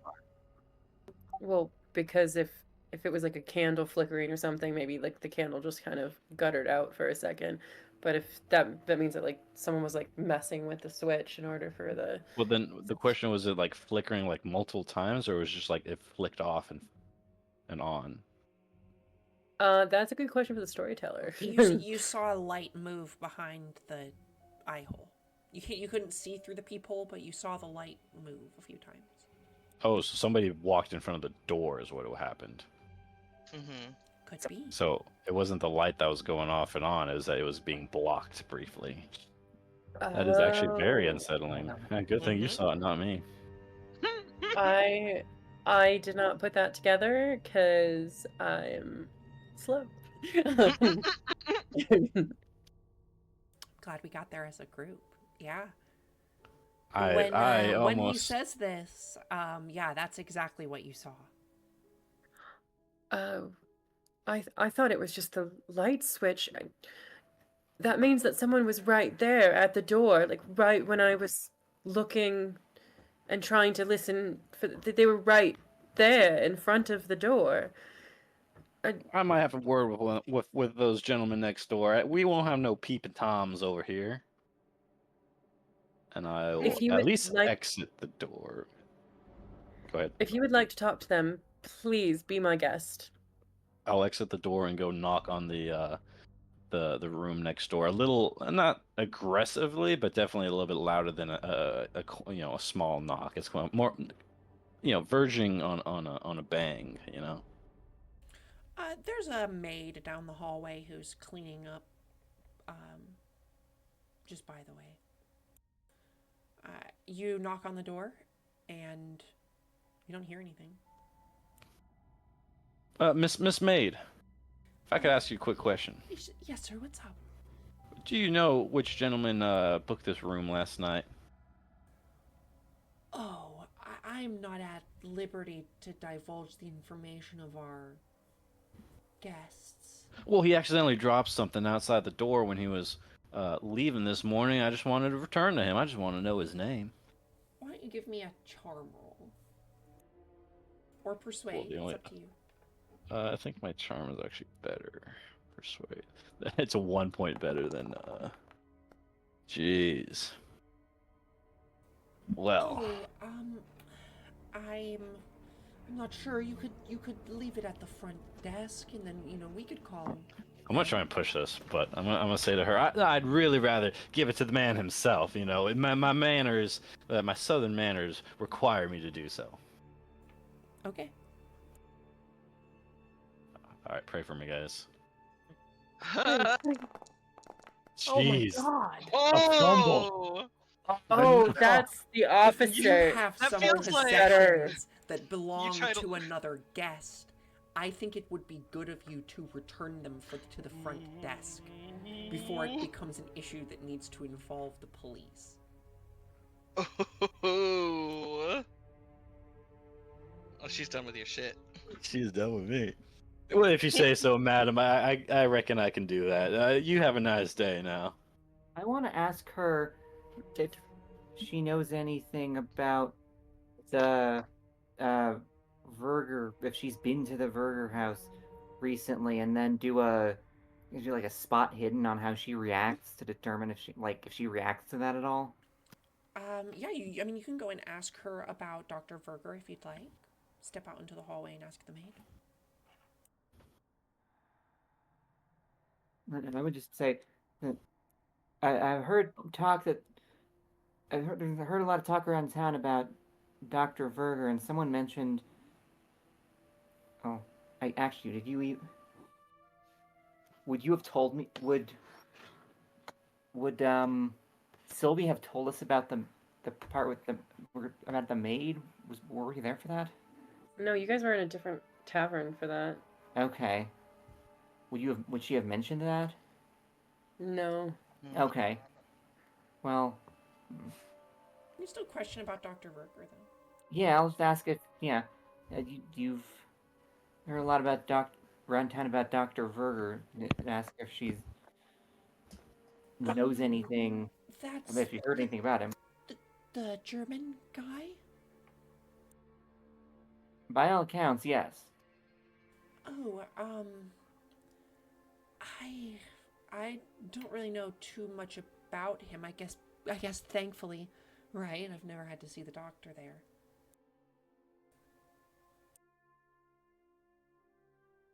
Wait, what do you mean by thankfully? Oh, well, it's not exactly a good thing to have to go to the doctor.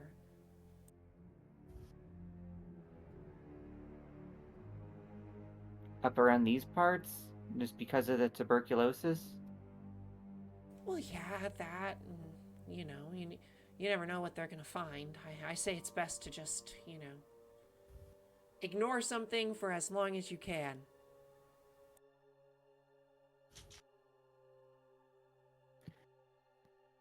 An apple a Okay, day does is keep there the doctor anything- away. I mean, am I picking anything up here in this conversation? That she said that she didn't know Dr. Verger. If you'd like to make some sort of psychology check, you can try and see if she's lying to you.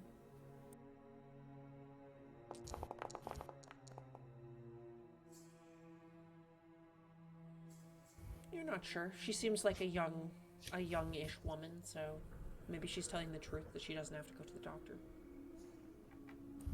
Okay, if you hear anything, feel free to. You can confide in us. Feel free to let us know. It's safe to talk to us about anything. Okay. Is he another one of our guests?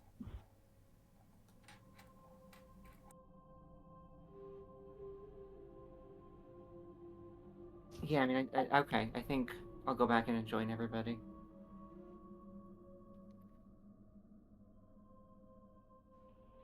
All Did right. you learn anything, Mr. Leland? No, I can't say I did. Just reminded that I'm not too.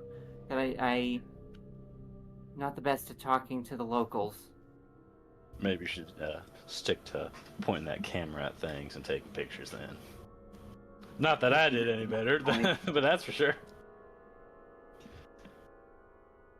Well, I don't think that either of you are quite personable to the lady folk. That is such a that laugh was so that 10 out of 10. um I'm just out of my element, that's all. So, okay. I heard. First stop, the Athenaeum Society. Yeah, so let's have a battle plan. I'm honestly not horrible at sneaking, and I really want to get into the restricted section, but we don't know what we're walking into. The library. But well, I've like in had terms to- of the Yeah, layout, I you know. That was a I've joke. had to sneak into a few places to get to get my filming, so I can. You'll be Okay. assistance there. And then maybe you three could run distraction. I'm After not really stealthy at all. I can run my mouth down in the lobby, see what kind of people I get attracted to. Let Mhm. y'all walk around. I guess I will be on team attraction with Silas. And Mr. Elijah, how about you? You think you light-footed enough, or would you rather you know, distract whoever is in the library, the patrons, albeit? I don't think I'm much of a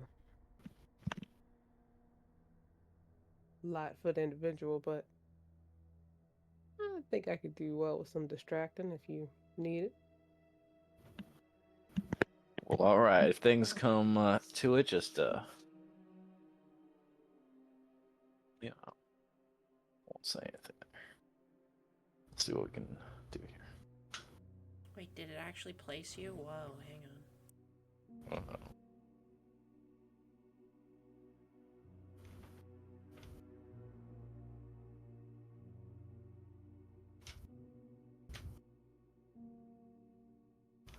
Sure, we're gonna get done in 3 sessions. Might take 4. I Five. mean, we're gonna have a discussion at the end about whether or not you want to do a 4th session or whether you want to run up the mountain next session. The other in-town stuff. Well, we'll talk about the end. Yeah. I mean, I love There playing the we game. go. Don't get me wrong. I'll keep going. I just want to make sure everybody has the scheduling and stuff. Ah. Well then, I'm look at this 100% fine down to do place. 4th episode. You wander up to the front door of the Athenaeum Society. There's a small fountain. It's just before 8 a.m. Well, team sneak around. I reckon y'all should walk around the perimeter, see if y'all can find any entry points, I'd say, and I'll go ahead and walk in through the front door. Let's stick together just in case. Yeah, I mean their respective teams stick together, Yeah. so Yeah, that's what I mean. Okay. Yeah. I will also be going in the front door, I guess, then. all right, we will enter. So whichever one Uh-oh. you want to do first. Maybe do team inside first. Yeah, however you want to do it. Standing right by the door, sitting at a little desk, is Bertram Horse, who looks at you all. He greets you. Oh, welcome, welcome. Oh, if it isn't the librarian, Mr. Bertram Horse. How are you doing this fine morning? I obviously go to shake his hand. Oh, he takes it. You see, he's got a nice cup of coffee that he's been sipping over a book that he's reading. Oh, a fine morning. What you reading there? Anything good? Anything you might recommend? Oh, Mary Shelley. Mary Shelley. Is that what was it called? Dracula, right? Right on. Frankenstein. It was definitely not Frankenstein. right on. It was Frankenstein. Yeah. I was playing the 40 Yeah, I love it. intelligence. It's this book called The Last Man. The Actually, Last couldn't- Man. Now tell me, what is it about?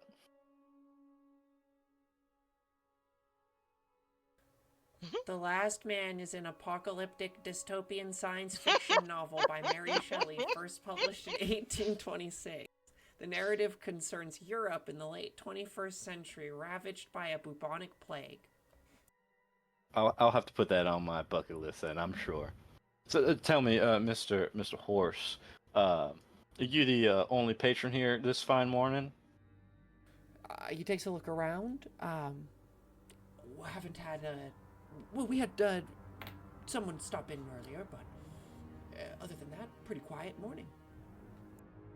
Must be easy work for you then.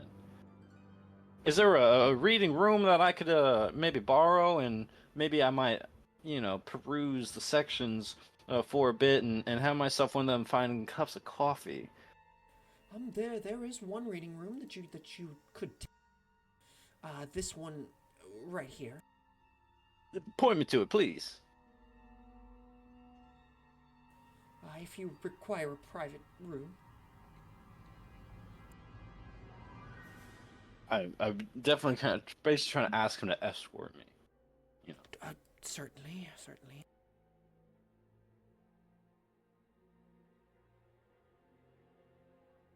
I'm going to try and stall with him as long as possible. Just talking random crap, giving anyone. This is the Birch Lounge, and he kind of gestures around. You can see there's some birch theming. Sure, yeah, no. Like, what I'm trying to say is that I can stall with him, and you can take Sure. control over the what's it called? The other group, if that's fine with everyone else. Team Stealth Squad. Team Stealth Squad. Let's go. Leland and Marion sneaking around. Mm-hmm. Let's make a stealth roll.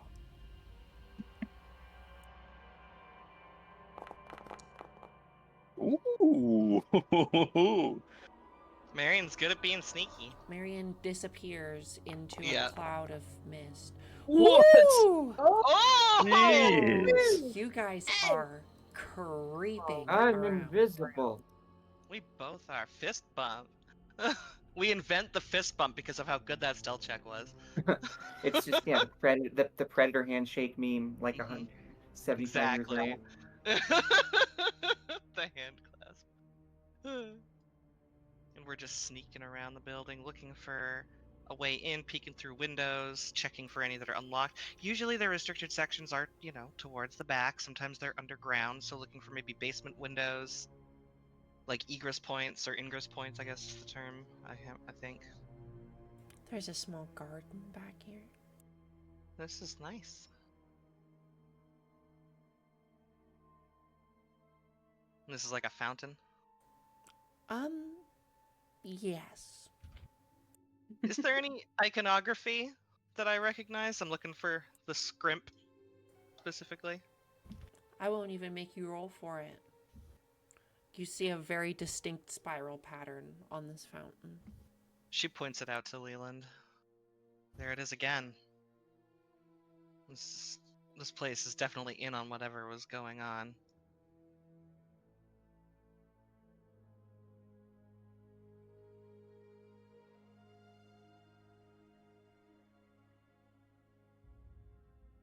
So far, no. Weird music change time. Very weird music. There's a Because door they there. found something. Yeah. You do see a back door.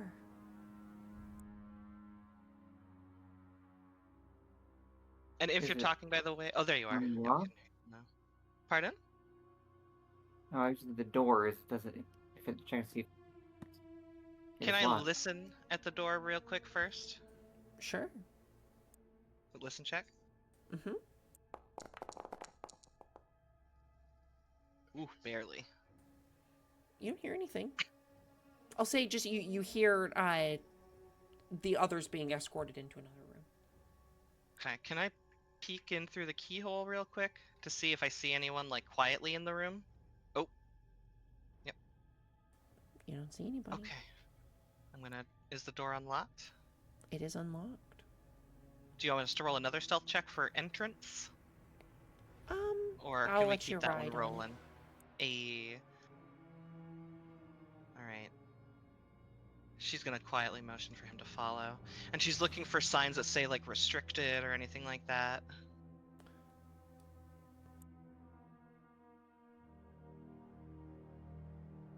I was a secret You see cult a hideout. restricted Where would I room be? 1 and 2 and 3. Okay, well let's start with one. I feel like this might not be locked, or might be not locked. Not unlocked. Jesus Christ. This might be locked.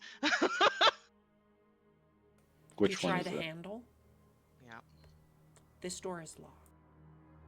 Which are the restricted ones? Was it over here and over here? It is, yeah. Is there any kind of like, I don't see it here, but is there like an office, perhaps? She's gonna motion with her head to go over here. I need The green plaque on this keys. door says Office of Richard Green. Can I peek inside? This is a there a rather keyhole, maybe? new keyhole, actually. This place seems locked up tight. At least this door. As the keyhole is not big enough to look through. This is a very modern key and lock system. Damn it, locked again. I don't think any of us can pick locks. I don't have locksmith, What certainly. skill would that be? Locksmith, probably. Locksmith. What about library use? That's to use Dewey Decimal. Yeah, I figured. I was mostly kidding. The bathrooms are unlocked. Are there vents? Can you crawl up in vents? Did you need anything else in the birch room? Oh, she's gonna motion for him to get in the bathroom. If he starts coming back. Well, Mr. Horsewall, I still have you here, and if you don't mind me asking a few more questions, and I'm not one for literature, but I was wondering about that there, was it called Anaheim group? What? Tell me again. The what? The Anaheim group. Am I saying it correctly? I don't know. I'm obviously being an ass. Just so you know. Is he speaking in tongues? You guys told me that you had a special club here at this here library called the Anaheim Anna something. Athenaeum. Athenaeum. It means I get my stuff confused. But tell me again, how does one join this? I remember you were telling Miss Sylvia about it, but I wasn't paying too much attention back then. But now I have your ears, Give me a or rather, fast you have talk. mine. Do you have the rooms here? I'm assuming. Why don't you give me a fast talk? Oh no. Oh Jesus Christ. Can I creep over, by the way, and try to get and just Oh, throw something I at made it! Sylvia? Oh! I made it! Yes. Oh, no. So the word Athenaeum has its roots in Latin, and it refers to a place of academic study, or it's a little bit of a play on words to call our little society here the Athenaeum Club. I do have locksmith. Do you? Oh, do you? I don't know how successful it would be, but I have it. What's I mean, your we all score? in it? have it. Mine's a 1. Mine's a 1. Is that too meta? I mean, no, if you're What's good at this? lockpicking, we would know it. 21. If you have No. above a 1, then it means you put points in it. Yeah, I I have think 21. everything starts at 1. Yeah, the locksmith Yeah. starts at 1. So yeah, anything over 1. You have a shot. Ugh. So spend the luck. As you start to pick around at this door, I need you to make me a sleight of hand roll.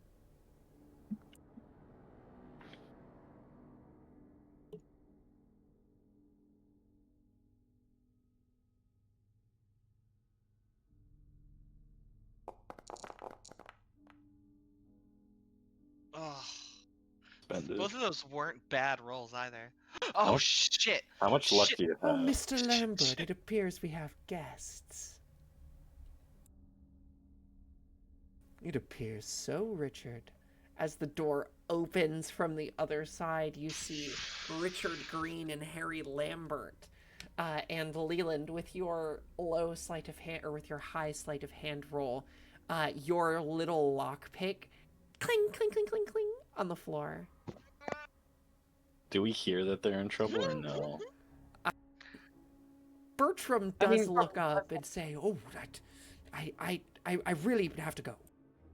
I mean, Sylvia's like been outside of the door, not like keeping an eye out. So has Sylvia clocked that Leland and Marion are right there as the door is opening? Yeah, this all kind of happens at once. And Bertram kind of turns around and notices that it's the rest of your group and is like, "Oh, I didn't see the rest of them slip in. Let's get everyone checked in. Let's get everyone checked in." Elijah, if there's any time to do something drastic with that big body of yours, it's now. Honestly, he's I kind help of you? blocking the fucking door. He's like, Richard looks at Marion and says, "Can I help you, Miss Willards?" Oh, we were just poking around while our friends were getting some help, read. you know. Just looking around. I admit, I was so curious. You see a restricted room, you know, you just wanna see if, you know, you can't blame me for being Did you all curious, but enjoy my cinnamon rolls? they were very good. He motions to step out of the room.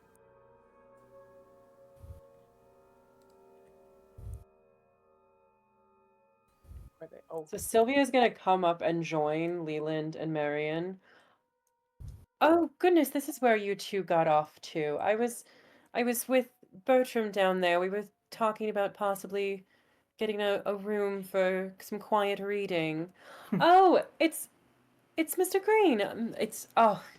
That was so lovely that you sent over those cinnamon rolls. Delightful. Was that from Mrs. Green? Should I send my thanks? They were. Ah, well, fantastic. I do. I will say I obviously I shared some of them with my compatriots. I hope Well, that wasn't untoward. I was about to ask the nature of your arrival, but I assume it is as such. Yes, we were gonna check into the library, have a look around, and obviously I thought that I might find you here, as you did say that this was your place of work. Most Wanted certainly. to wanted to say thanks for the wonderful pro-offering. I did appreciate the I've always loved the marvelous spiral pattern of the cinnamon roll. She says quite pointedly. He gives you a slight smile. Can I do a psychology after I say that? Sure.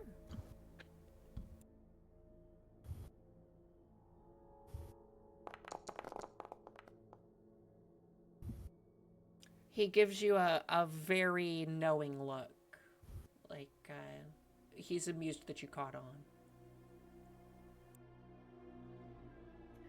Well, Now that I'm in your wonderful establishment, are there any pieces of literature or academia that you would recommend that are particularly fascinating to those of our There is this one that specific I tastes? think would be particularly interesting, but I loaned it to your associate before his disappearance. I think Mr. Bertram had mentioned something. A foundations, I think. Yes, a particularly interesting book from the Ashcroft collection. Oh, so it's One the of Ashcraft 50. collection. He looks at you Oh, very sternly. one of 50. That's quite a limited run for sure. A a wonderful acquisition for a uh, not a well, it is a small town. For a library from a small town to get such a rare volume must be I brought it here quite personally from prestigious. New York. Ah, I get I many of see. my new ones from there. I happen to be a member of the Metropolitan Museum. Oh, the Metropolitan. That's They quite, as do they say, acquire metropolitan. quite a number of antique literature. Well, unfortunately, Mr. Bertram said that that book was in Mr. Voga's possession, so I unfortunately won't be able to apprise myself of its pages. But can you think of is there anything second to that you would recommend? Something that will fill the void, so to speak.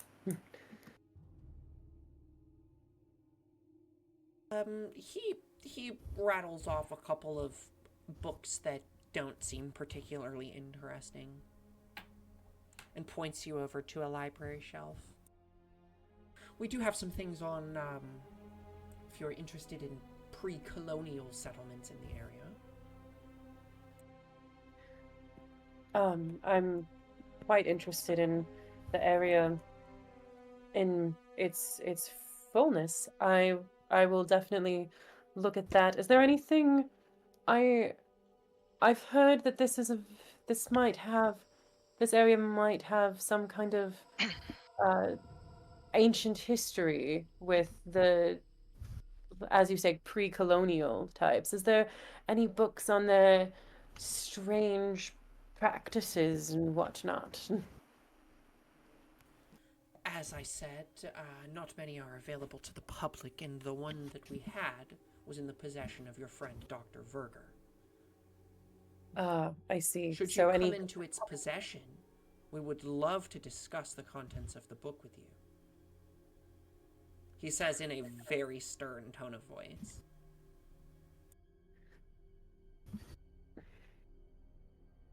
Mr. Green, I feel like you are intoning that you think that I have this book somehow.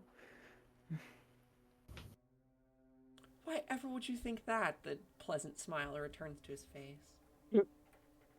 You just every time you've mentioned it, you've taken on a very stern demeanor. Oh, pardon me. I understand. I understand. As a librarian and a connoisseur of knowledge, it must be quite frustrating to have such a rare tome uh, currently in the ether, as it were.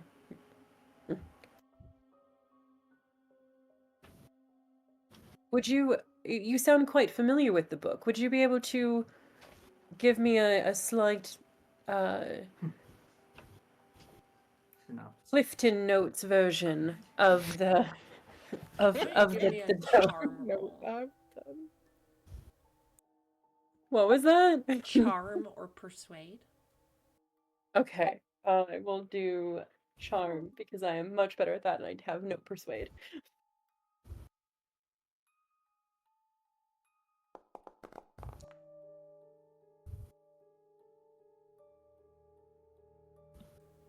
The Ashcroft collection is one of the most esteemed book collections in all of New York, let alone the world, if you ask me. To have purchased one of its books and have lost it at the hands of such an arrogant fool will be something I take to my grave.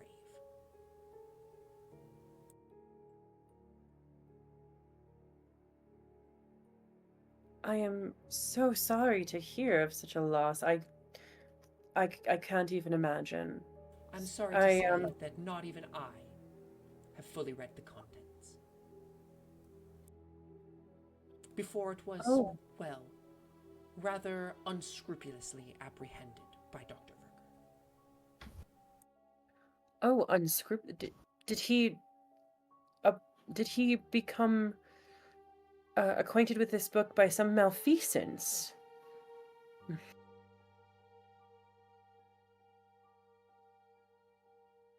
Was Perhaps, like as I've said, you might know him better than me. I wouldn't have thought something of that of the man, but I mean, it is awfully hard to judge a person just by what they write in their letters. I can imagine, whenever anyone's writing a correspondence, they always are trying to make themselves sound as wonderful as possible, I assume. So maybe I never imagined such thievery from such a man. Shame. I would have thought better of a doctor.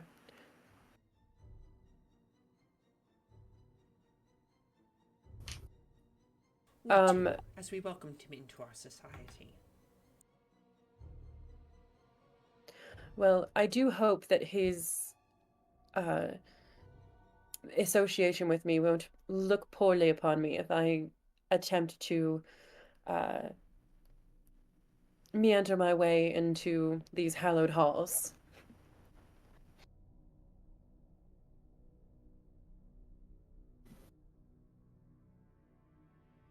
Maybe Um, someday, Miss Fairchild. Maybe someday. so has Sylvia managed to distract from the initial situation? Like, does she feel like she's like properly like completely like sidetracked the conversation away from Leland and Marion at the door? I think you have successfully moved the conversation, but he hasn't forgotten the fact. Gotcha. Okay. Great. Now she's just associated with so many thieves. What's Mr. Horse doing, by the way? Well, if you were not letting him pass, he would be kind of standing there, like in front of Silas, just like looking at you, a little scared. You've got a good 1.5 on this man. He is like 5'5". Oh. Oh, I'm just supposed to be at my desk. well, I mean, Well, listen, you trying to check us in? I can understand that. I just, I didn't want you to run away from it before I got a chance to ask if you had any books on Rougarous or maybe some Haints, since you we were reading a having Mary a Shelley book. we were having a conversation. Don't you reckon it's rude to leave part way? Oh, well, I heard Mr. Green, and normally he doesn't like to be disturbed during his reading time. Oh, I'm sure Mr. Green, he's a grown ass man. He can take care of himself now. He can put down a book if it comes to it. Silas, this man looks at you, and in the most like shaky tone of voice ever says, "You don't understand." And then he moves to forcibly push himself past Satch. Whoa. You don't understand. Wait, okay, let me get a psychology roll on that first before I. I don't think I'm gonna make it because my psychology is only a 10. Okay, no, 66. All right, I'm way off. He looks a little scared. Yeah, Continue. he pushes his way. He goes to push his way past you. If you continue to stand in his way, I will make like a minor attack roll against you to shove you out of the way.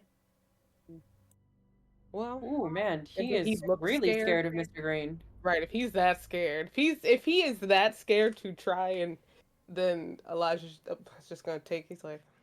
He'll take one step out the door to let him go past, but he's gonna follow. I will Mr. follow Green, too. is everything okay? Interesting. I didn't. He looks at Marion and at Leland, who are people who he hasn't seen. You all need to check in at the front desk. Well, then Just come when we check walked us in, in. you had walked me over to that oak room of yours, and I'm awfully sorry. Leland and Marion were trailing a little bit far behind us, and we just went right in knowing that they were going to be showing up with us, and I didn't realize that we needed to check in when we first arrived. Um, if we can all get checked in now. I Richard just want raises his hand and says, "It's okay. It's okay, Bertram. Go get them checked in." Yes, right. Everyone, please, right this way. Right this way, please.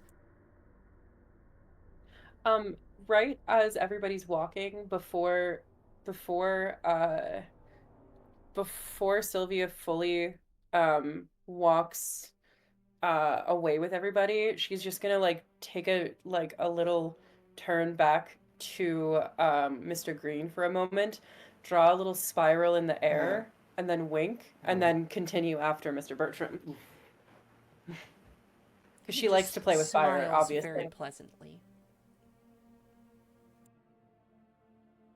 And then yeah, she's gonna follow and check in with Mr. Bertram. Mr. Horse. Now I know it's not uncommon for a working man to not think too well of his employer, especially one that has a stern fist. But tell me, what has Mr. Green done to afford such a resentment against him? Keep your voice down.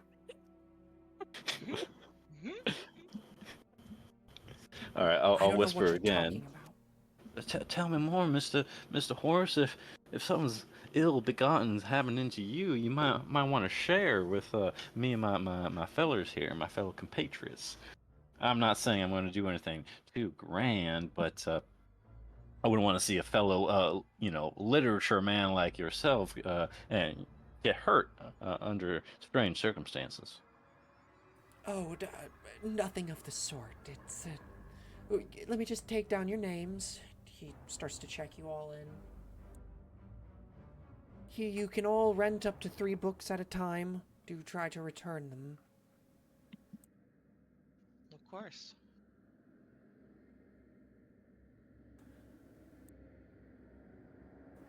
He is dodging your questions. I can tell. I'm trying to think of what I can do, but I'm a little stuck here. um. He's definitely calmed down a little bit now. He was really jumpy. He didn't understand what was going on, and you were physically blocking him from getting out of the room. And he heard Mr. Green in the other room. I think What? Marion might sort of. He is rather intimidating, isn't he? I didn't mean to get you in trouble with him. All I just got guests so need excited. cards, and he hands you just a little slip of paper with your name on it, like a little paper library card. What is it about him that's? She is whispering, so so he knows that, it'll be hard to overhear. Where she's like, "What is it about him that's so? Is it just his presence? I don't know him as well as you do."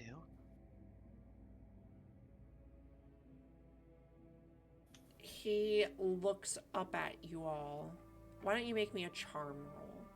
Could I do persuade? Sure. Okay. Ooh. Ooh! Nice. I could have done charm with that. He knows everything. Everything? If you think you're deceiving him, you're not.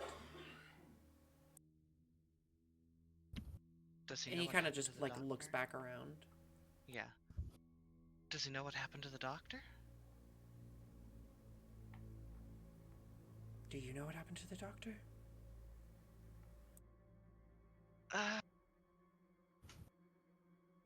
She's gonna kind of look at the others, and if nobody says to stop, she's gonna say, "That's what we're here to find out."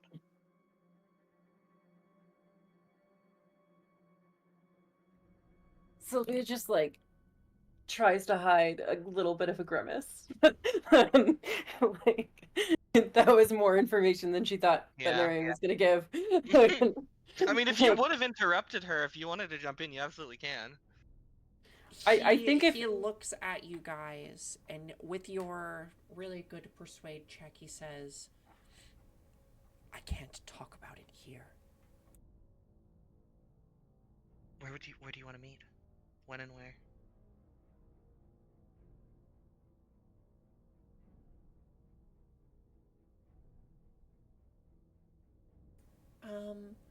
He kind of looks to you all, and he says, right this way." A bookshelf. Just around the corner. Uh, They didn't hear us at the front door. They sure ain't gonna hear us here. What he does is, he says, "Oh, here's the first one," and he pulls out a book, and on the front page, he points to the word Beesbury. Beesbury? I'm sorry. Mhm. Like B-E-E? Okay. Oh, B-A. Beesbury. Is I that a spelled it place? differently. Hang on.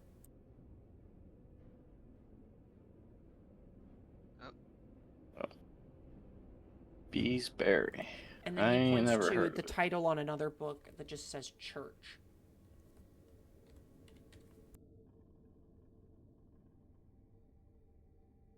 Mm-hmm. Miriam's grabbing the books from him so they're not suspicious. Like, why are you giving them books they're not taking?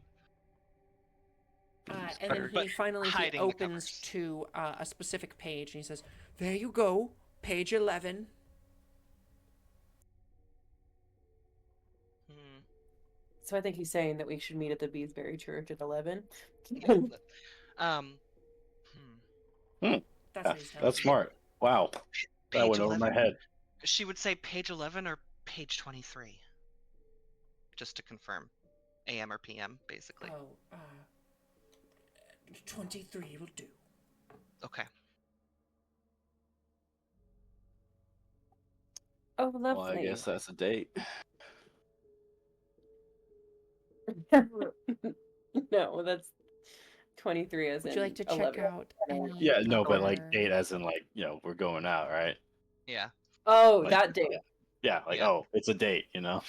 Yeah. Okay, And he that moves one back was to his my one. podium, and he goes back to doing things. As he passes, she kind of like puts a hand on his upper arm for a second to stop him and just says, "Thank you for your help." Then Anything I can do in service of knowledge. she pretends to take some notes And then you before can putting the see books back. his very weak smile fades very quickly as he Mhm. continues back to his little desk. She would put the books back and grab some other somewhat random books, so that they don't see which books she was given. Grab me some Mary Shelley. I wanted to read some on my free time. There's Oh, another I copy thought of the there- book he's reading. Can She'll hand while that they're one. while they're still in here, just to make it also look a little bit more like they're actually in here to look at books, can Sylvia start looking around for the books that Mr. Green had suggested and rattled off after the one book? Sure. Would that just be a library use That or would be library use, yeah. okay? At 50. Hopefully this works.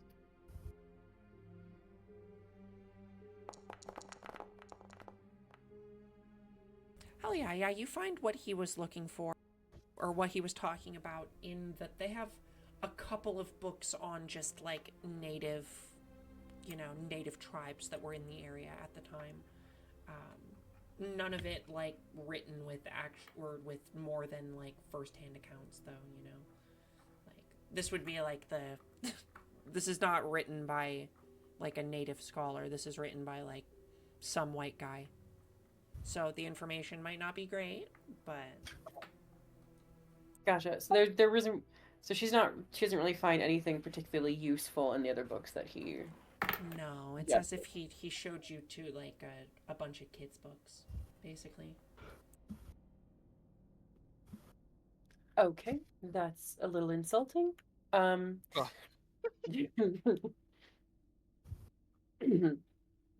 um. So yeah, I definitely think that like if there is more like book material for us to get, it's either in the restricted section that we can't get to, or we've already have it. Otherwise, we already have the only like easily accessible book that we would need. I am Yeah. kind of curious at what they were reading in that room, but obviously I don't think we're going to be able to get in there. Yeah. No. Maybe not during the day. Yeah, it might have to be an at-night thing, if they even keep the keys here. I get the feeling Bertram might not have keys to those rooms. Probably not. Bertram So. seems kind of like a lackey. A little B&E never hurt nobody. Well, That is it is not true. 11 o'clock. That is Do we want to absolutely keep not true. going or do we want to end here? Um, I It's mean, only listen, it's 9 for us. only 8 So- for me, but I don't. So mine is not the clock which this should be judged. It's only 9 here, so it's up to people that are awake much later. What? I'm fine. I can keep going for a little more. Ren, are you good? Yep, I'm good. All right, then let's. I have to use the bathroom one more time, so let's take like a 30-second and then I'll come back. I will also run to the bathroom then. I want you all to know that Elijah for sure is like scouring these damn things. He's like, listen, there's got to be a book on Rougarous and Haints around here somewhere. Somewhere. Some voodoo, some hoodoo, this. Listen, if you listen, Marion will help you look. She's good at library use. Sasha's not. But he can read, which is not a given for anybody in 1915. Listen, he's just like he's walking around probably being the most obnoxious library person that has ever existed in here. Listen, Is he he's putting no the fine. books back in the correct order?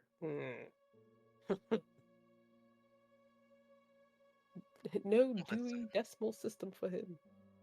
He hasn't studied the library sciences. He doesn't that's know fine. about the Sorry, do, I'm- you know? He doesn't Yeah, he know don't know about the do. He doesn't do the do. He doesn't do the do. Okay.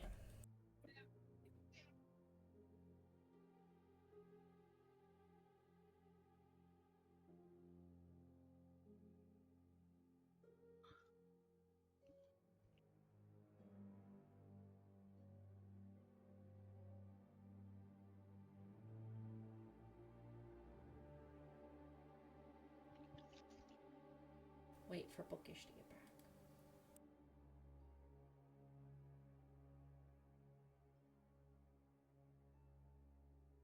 Hi, I'm back.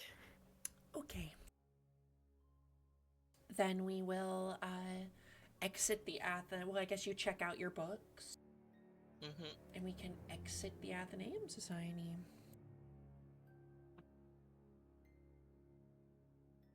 Goodness.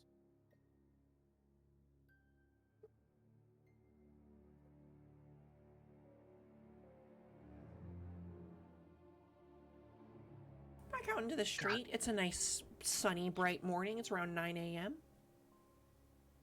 My heart just about fell out of my chest when those two men opened that door. I didn't realize that they would be right there. I think it's safe to assume that they're, number one, not the only ones in on this, and number two, that we are absolutely being watched. I think it's safe to assume that they might be very on to us, as they say. Mr. Bertram sure seemed like a fine feller. Yes, I suppose. I hope we, She says this a tiny bit louder, not like an obvious loud way, but just in case anyone is overhearing, they hear her say a bit more clearly. He is. I hope we get the chance to see him again someday. I don't know how much longer we'll Someday. be in town. Mm-hmm. Hopefully, in a few hours. She looks at him like, shut the fuck up. Should we head down to check out that sanatorium? And I do believe I saw on our way in from the train station a sign for a Beesbury farm. I wonder if the Beesbury church is that way as well. I believe so. Is there a map of this town that we have actually seen? Yeah. Yeah. She'd be like, yes, it's across the way from the mill house, I believe, just south.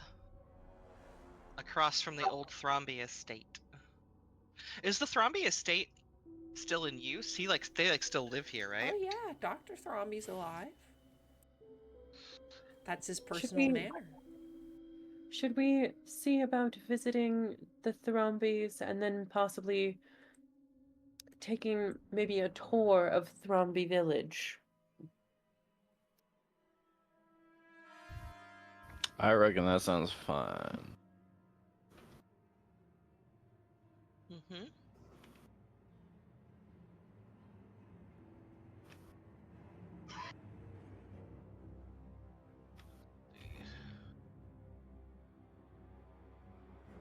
Do we notice anything strange on our Who was it that hired us travel? again?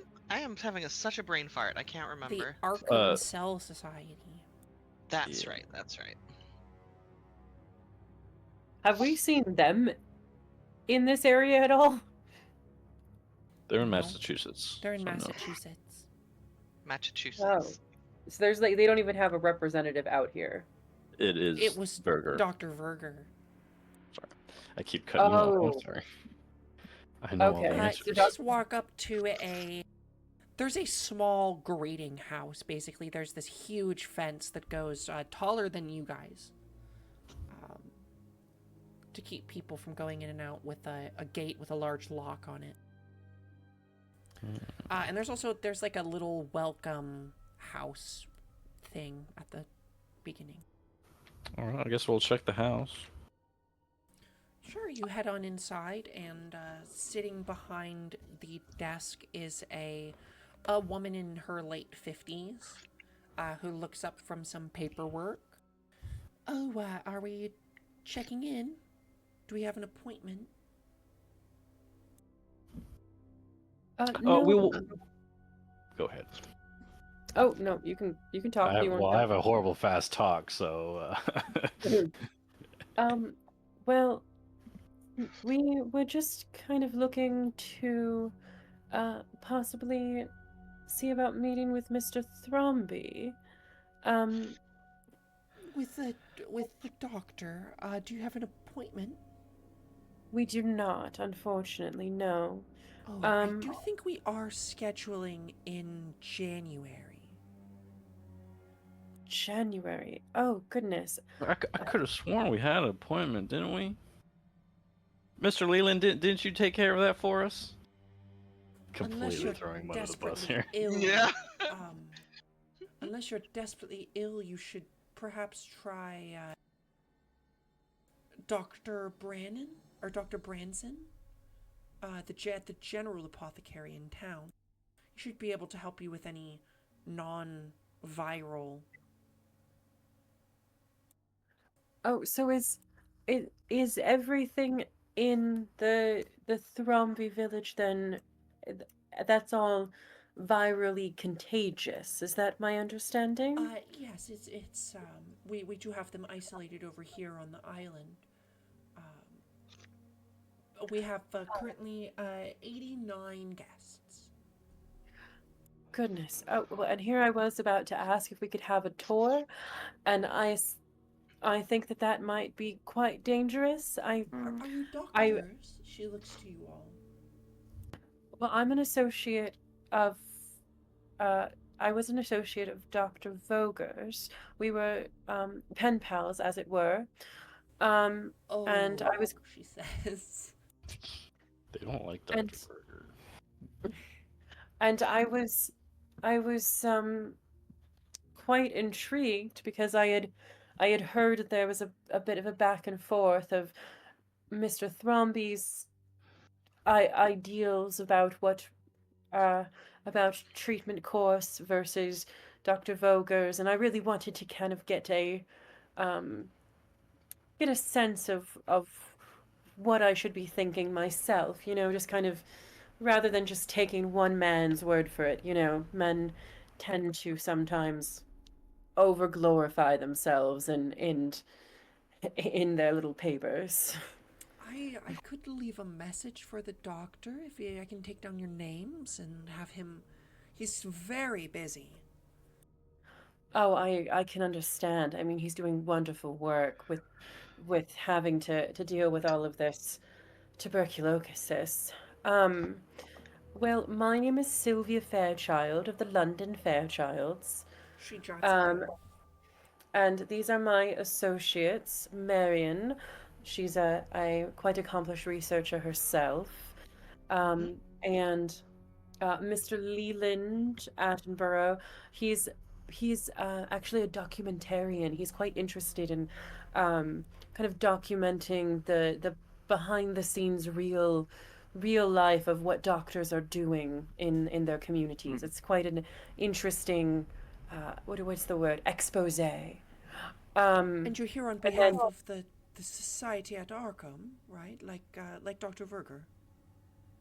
Well, I had been an associate of Dr. Berger, but really we're out of New York. And so we're really just fascinated by what's being done out here. And just trying to get a better understanding of what the real um who's doing the real work. You know, I wanted to get a non-biased viewpoint from both sides of the tuberculosis crisis, if that makes sense. Well, we're not much for journalists here, but I'll see what I can do. Oh, I appreciate it. Um, it's really it's it's really less of, you know, trash gossip kind of journalism and much more focused on, you know, really understanding the uh, the the science and sacrifice of it all that these brave men are putting forward for these individuals. Would you like to make a charm Miss, roll or fast talk or something? Yeah, I can do either. Um,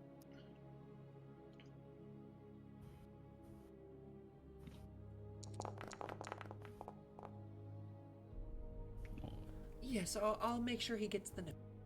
The note. Thank you so much. You guys are inside the building. yeah.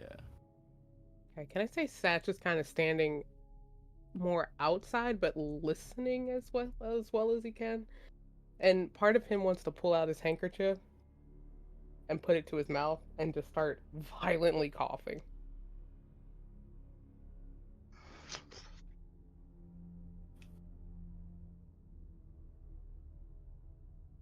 We could say we were here because of that. That's what I was trying to get at. Mm-hmm. And like as violently as he can make it, and then he's gonna try and bite his tongue to bleed a bit, just so he can cough it into the handkerchief. Oh, This is a that sounds crazy angle. Okay. Truly, it's almost like we're at a loony bin instead of a sanatorium. Just saying. Is your friend outside okay? we are Not worried been that he might. wandering around the town off the wrong train, right? The We train are comes in on Mondays. I we reckon we were trying to get into this here sanitarium, with Mr. Elijah here, and I thought we had made an appointment with Dr. Thromby, but I guess we must have made some kind of mistake. Silas. Can I get a last name? LeBeau. I don't see any Silas LeBeau here. What, you want to try and double check? I'm sure it's got to be there somewhere. You look at. Make me a spot hidden check. Okay, spot hidden's pretty good. Oh Jesus. Yeah, she checks down her list, and her list is like 5 people. Uh, Yeah, we called ahead of time, and we paid some good money to get on that train. It'd be a real shame, especially for Mr. Elijah here, to leave here without at least being seen. I'm sure Mr. Thromby isn't so busy of a man that he can't see a single patient for only a 20-minute visit.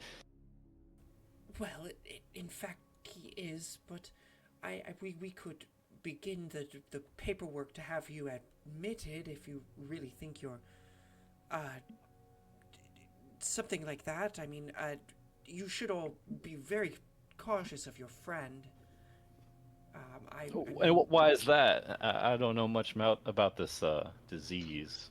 Tell me about it. So, I mean, it can be spread from person to person via contact in the air. So you should cover your mouths. His And eyes so kind of like she go wide pulls open. Up her handkerchief. Oh, I didn't know it was Take that a kind of look, sort. A little primary look over. And she kind of moves to look at Satch. How long have you been experiencing the cough? Sash, how long have you been experiencing that cough now? And the blood, did it just start, or has it been a few days? Well, I'm no psychiatrist, so I wouldn't know. I want to say, I was doing just fine until I started staying around in that hostel. It's only been a few 2 days, guys. How long have we been here? I'm sure I lost track of time.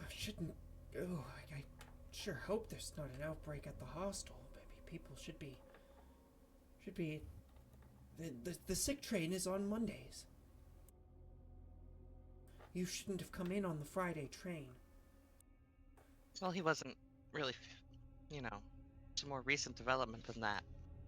I didn't feel like shit on Friday. Well, how about you do us a favor and let us So on in, you and didn't maybe feel Mr. bad yesterday, but you feel like bad today. Listen, I'm not a fucking doctor, but you tell me, and he kind of like shows the handkerchief that he just bit his tongue and coughed blood into.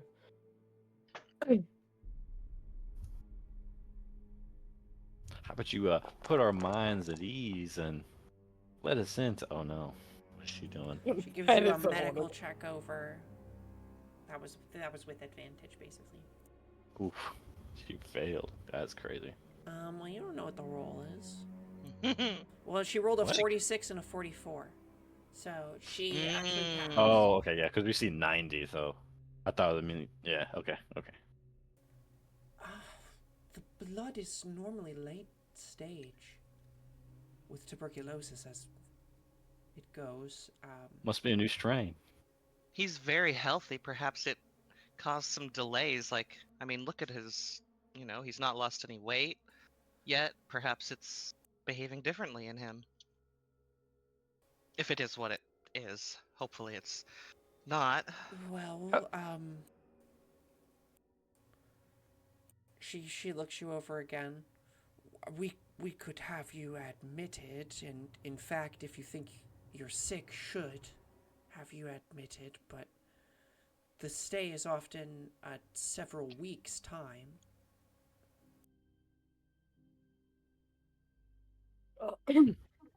I was just hoping somebody could either give me either a fucking cough or can I don't know. Maybe he just needs a lozenge. There is no medication for tuberculosis. I just want to say this is also why Sylvia did not take this tact, because tuberculosis is super deadly and especially at this time.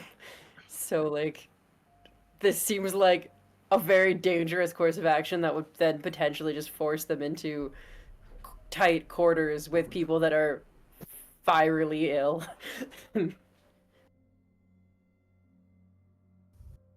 I don't know how we get us out of this because this is dangerous. Well, seeing how we don't have an appointment, I guess we might have to call back tomorrow and get all that squared away. I'm sure you'll be hearing from us later, ma'am. And I forgot your name, if you even gave it to me. What was it one more time? My name is Mary. Nurse Mary. Pleasure meeting you. I'll give you a call sometime tomorrow. Maybe we can get this squared away, and Dr. Thromby can get us. Cover your face. Don't cough on other people. I'm not that ugly now. She's talking to Sag. I think she was talking to me. As he Yeah, cleared his definitely. throat. Like, take you talking to me. We'll be sure to take care of him. Hopefully, nothing bad happens to all the other patrons over at the hostel, seeing how that is where we're staying. But we'll be back once we have an appointment with Mr. Thromby. Dr. Branson should be able to write you a general cough syrup for the cough. Or we'll make sure to stop by his place later after we hit the general store for some lozenges and whatnot. Well, be safe. Thank you, Miss No. Mary, for your time. I apologize for these two, but I did actually still have the intention of trying to meet with Mr. Thornby for that, as you described, journalistic entreat, which was the original reason that we did come out this way. So if you do still have that potential notation on the books, and it would be much appreciated. I myself am not staying at the hostel, as myself and Miss Marion, who are ladies of some repute, we're actually at the hotel. If Dr. Thornby does decide to speak with us, you can feel free to call on us there, or send a message, as it were. I'll pass on the message. Thank you so much for your time, and I'll be taking these two men away. They are here as bodyguards, but they are appearing to be more trouble than they've been worth so far. I didn't realize tuberculosis was such a big deal.